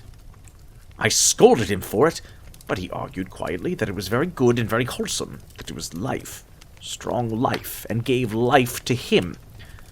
This gave me an idea, or the rudiment of one. I must watch how he gets rid of the spiders. In batches, and then the totals added in batches again, as though he were focusing some account, as the auditors put it. 8th July. There is a method in his madness, and the rudimentary idea in my mind is growing. It will be a whole idea soon, and then, oh, unconscious cerebration, you will have to give the wall to your conscious brother. I kept away from my friend for a few days, so that I might notice if there were any change. Things remain as they were, except that he has parted with some of his pets, and got a new one. He has managed to get a sparrow, and has already partially tamed it. His means of taming is simple, for already the spiders have diminished. Those that do remain, however, are well fed, for he still brings in the flies by tempting them with his food. 19th July. We are progressing. My friend has now a whole colony of sparrows, and his flies and spiders are almost obliterated. When I came in, he ran to me and said he wanted to ask me a great favor, a very, very great favor. And as he spoke, he fawned on me like a dog. I asked him what it was, and he said, with a sort of rapture in his voice and bearing, "A kitten. A nice, little, sleek, playful kitten that I can play with, and teach, and feed, and feed, and feed!" I was not unprepared for this request, for I had noticed how his pets went on increasing in size and vivacity, but I did not care that his pretty family of tame sparrows should be wiped out in the same manner as the flies and spiders. So I said I would see about it, and asked him if he would not rather have a cat than a kitten. His eagerness betrayed him as he answered, "Oh, yes, I would like a cat. I only asked for a kitten, lest you should refuse me a cat. No one would refuse me a kitten, would they?" I shook my head, and said that at present I feared it would not be possible, but that I would see about it. His face fell. I could see a warning of danger in it. There was a sudden fierce, sidelong look, which meant killing. The man is an undeveloped homicidal maniac. I shall test him with his present craving and see how it will work out. Then I shall know more. 10 p.m. I visited again, and found him sitting in a corner brooding. When I came in, he threw himself on his knees before me, and implored me to let him have a cat, and that his salvation depended on it. I was firm, however, and told him that he could not have it, whereupon he went without a word, and sat down, gnawing his fingers in the corner where I had found him. I shall see him in the morning early. 20th July. Visited Renfield very early, before attendant went his rounds. Found him up and humming a tune. He was spreading out his sugar, which he had saved, in the window, and was manifestly beginning his fly-catching again, and beginning it cheerfully and with good grace. I looked round for his birds, and not seeing them, asked him where they were. He replied, without turning round, that they had all flown away. There were a few feathers about the room, and on his pillow a drop of blood. I said nothing, but went and told the keeper to report to me if there were anything odd about him during the day. 11 a.m. The attendant has just been to see me to say that Renfield has been very sick, and has disgorged a whole lot of feathers. "My belief is, doctor," he said, "that he has eaten his birds, and that he just took and ate them raw." 11 p.m. I gave Renfield a strong opiate tonight, enough to make even him sleep, and took away his pocketbook to look at it. The thought that has been buzzing about my brain lately is complete, and the theory proved. My homicidal maniac is of a particular kind. I shall have to invent a new classification for him, and call him a zoophagous, life-eating maniac. What he desires is to absorb as many lives as he can, and he has laid himself out to achieve it in a cumulative way. He give many flies to one spider, and many spiders to one bird, and then want a cat to eat the many birds. What would have been his later steps? It would almost be worthwhile to complete the experiment. It might be done if there were only a sufficient cause. Men sneered at vivisection, and yet look at its results today. Why not advance science in its most difficult and vital aspect, the knowledge of the brain? This guy needs a fucking Parlor account. Had I even the secret of one such mind, did I hold the key to the fancy of even one lunatic, I might advance my own branch of science to a pitch compared with which Burton Sanderson's physiology or Ferrier's brain knowledge would be as nothing. If only there were a sufficient cause. I must not think too much of this, or I may be tempted. A good cause might turn the scale with me, for may not I, too, be of an exceptional brain congenitally? How well the man reasoned. Lunatics always do within their own scope. I wonder at how many lives he values a man, or if it only one. He has closed the account most accurately, and today begun a new record. How many of us begin a new record with each day of our lives? To me, it seems only yesterday that my whole life ended with my new hope, and that truly I began a new record. So it shall be, until the great recorder sums me up and closes my ledger account with a balance to profit or loss. Oh, Lucy. Lucy, I cannot be angry with you, nor can I be angry with my friend whose happiness is yours. But I must only wait on hopeless and work. I must only wait on hopeless and work. Work. Work! If I could have as strong a cause as my poor mad friend there, a good, unselfish cause to make me work, that would be indeed happiness. Mina Murray's Journal, 26th July. I am anxious, and it soothes me to express myself here. It is like whispering to oneself and listening at the same time.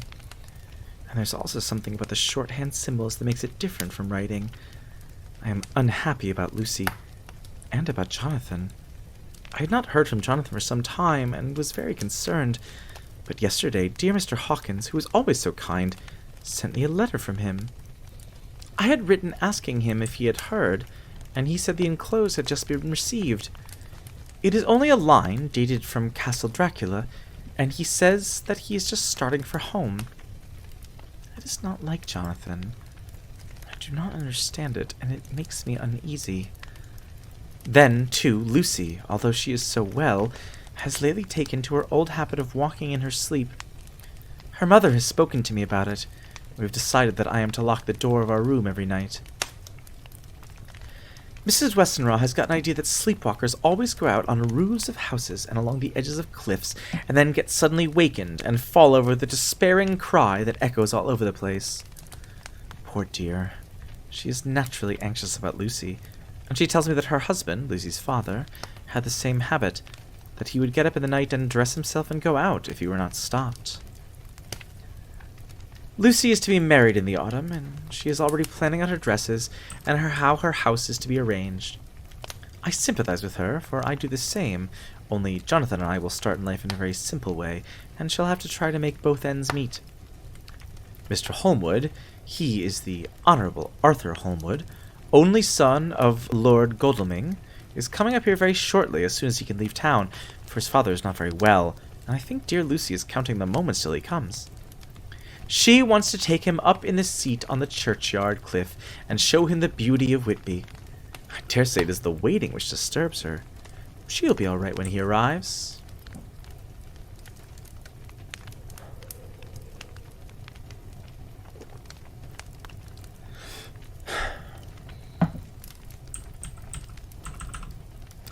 "27th July. No news from Jonathan. I'm getting quite uneasy about him. Though why I should, I do not know. I do wish that he would write, if it were only a single line.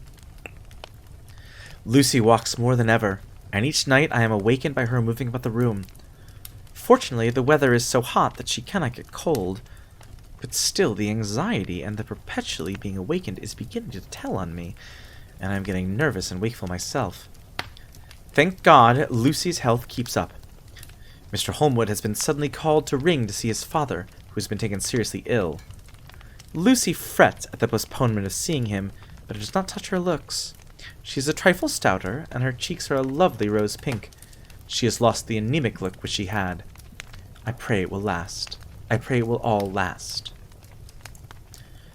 3rd August. Another week gone by, and no news from Jonathan. Not even to Mr. Hawkins, from whom I have heard. Oh, I do hope he is not ill. He surely would have written. I look at that last letter of his, but somehow it does not satisfy me. It does not read like him, and yet it is his writing. There is no mistake of that. Lucy has not walked much in her sleep the last week, but there is an odd concentration about her which I do not understand. Even in her sleep, she seems to be watching me. She tries the door, and, finding it locked, goes about the room searching for the key. 6th August. Another 3 days and no news. This suspense is getting dreadful. If I only knew where to write or where to go, I should feel easier. But no one has heard a word of Jonathan since that last letter. I must only pray to God for patience. Lucy is more excitable than ever, but is otherwise well. Last night was very threatening, and the fishermen say that we are in for a storm. I must try to watch it and learn the weather signs. Today is a grey day, and the sun as I write is hidden in thick clouds high over Kettleness. Everything is grey except the green grass, which seems like emerald amongst it. Grey, earthy rock, grey clouds, tinged with the sunburst at the far edge, hang over the grey sea, into which the sand points stretch like grey figures. The sea is tumbling in over the shallows and the sandy flats with a roar, muffled in the sea mist drifting inland. The horizon is lost in a grey mist. All vastness, the clouds are piled up like giant rocks, and there is a brool over the sea that sounds like some passage of doom. Dark figures are on the beach here and there, sometimes half shrouded in the mist, and seem men like trees walking. The fishing boats are racing for home, and rise and dip in the ground swell as they sweep into the harbor, bending to the scuppers. Here comes old Mr. Swales. He's making straight for me, and I can see by the way he lifts his hat that he wants to talk. I have been quite touched by the change in the poor old man. When he sat down beside me, he said in a very gentle way, I want to say something to you, miss. I could see he was not at ease, so I took his poor old wrinkled hand in mine and asked him to speak fully. So he said, leaving his hand in mine, I'm afraid, my dear, I must have shocked you by all the wicked things I've been saying about the dead. It's just like for weeks like, but I didn't mean to. I want you to remember that when I'm gone. We old folks that be deaful and with one foot about the crook hole don't altogether like to think of it. And we don't want to feel scared of it. And that's why I took to making light of it, so that I'd cheer my own heart up a bit. But, Lord love me, miss, I'm afraid of dying, not a bit. Only I want to die if I can help it. My time must be nigh at hand now, for I be old. 100 years too much for any man to expect. And I'm so nigh that the old man's already whetting his scythe. You see, I can't get out of the habit of caffing about it all at once. The chaps will wag as they be used to. Someday soon, the angel of death will sound his trumpet for me. But don't grieve, my dearie, for he saw that I was crying. If he should come this very night, I'd not refuse to answer his call. Life be, after all, only a waiting for something else than what we're doing, and death be all that we can rather depend on. But I'm content, for it's coming to me, my dearie, and coming quick. It may be come while we are looking and wondering. Maybe it's in that wind out over seas, bringing with loss and wreck, and sore distress and sad hearts. Look, he cried suddenly. There's something in that wind, in the hosebound that sounds and looks and tastes. It smells like death. It's in the air. I feel it coming, Lord. Make me as cheerful when my call comes. He held up his arms devoutly and raised his hat. His mouth moved as though he were praying. After a few minutes' silence, he got up, shook hands with me, and blessed me, and said goodbye, and hobbled off. It all touched me, and upset me very much. I was glad when the Coast Guard came along with his spyglass under his arm. He stopped to talk with me, as he always does, but all the time kept looking at a strange ship. I can't make her out, he said. She's a Russian, by the look of her, but she's knocking about in the queerest way. She doesn't know her mind a bit. She seems to see the storm coming, but can't decide whether to run up north in the open or to put in here. Ah, look there again. She's steered mighty strangely. If she doesn't mind the hand on the wheel, changes about it with every puff of the wind. We'll hear more of her before this time tomorrow.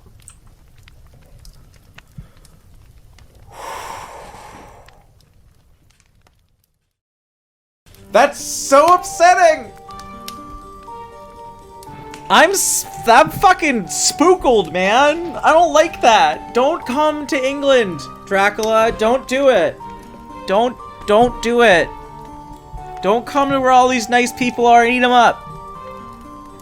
I mean, ideally, don't eat up the people in Transylvania either, but, like, you know, I didn't get to read their diaries, so I'm less attached. Thank you for your sweet honesty to me, and goodbye. I'm actually good if this is the only character in the entire rest of the book. Like, I'm fine with that. If, like, just there are no... Like, Dracula, snore. Fucking... What a... Fucking... Mr. Quincy P. Morris by Bram Stoker. Yes, please.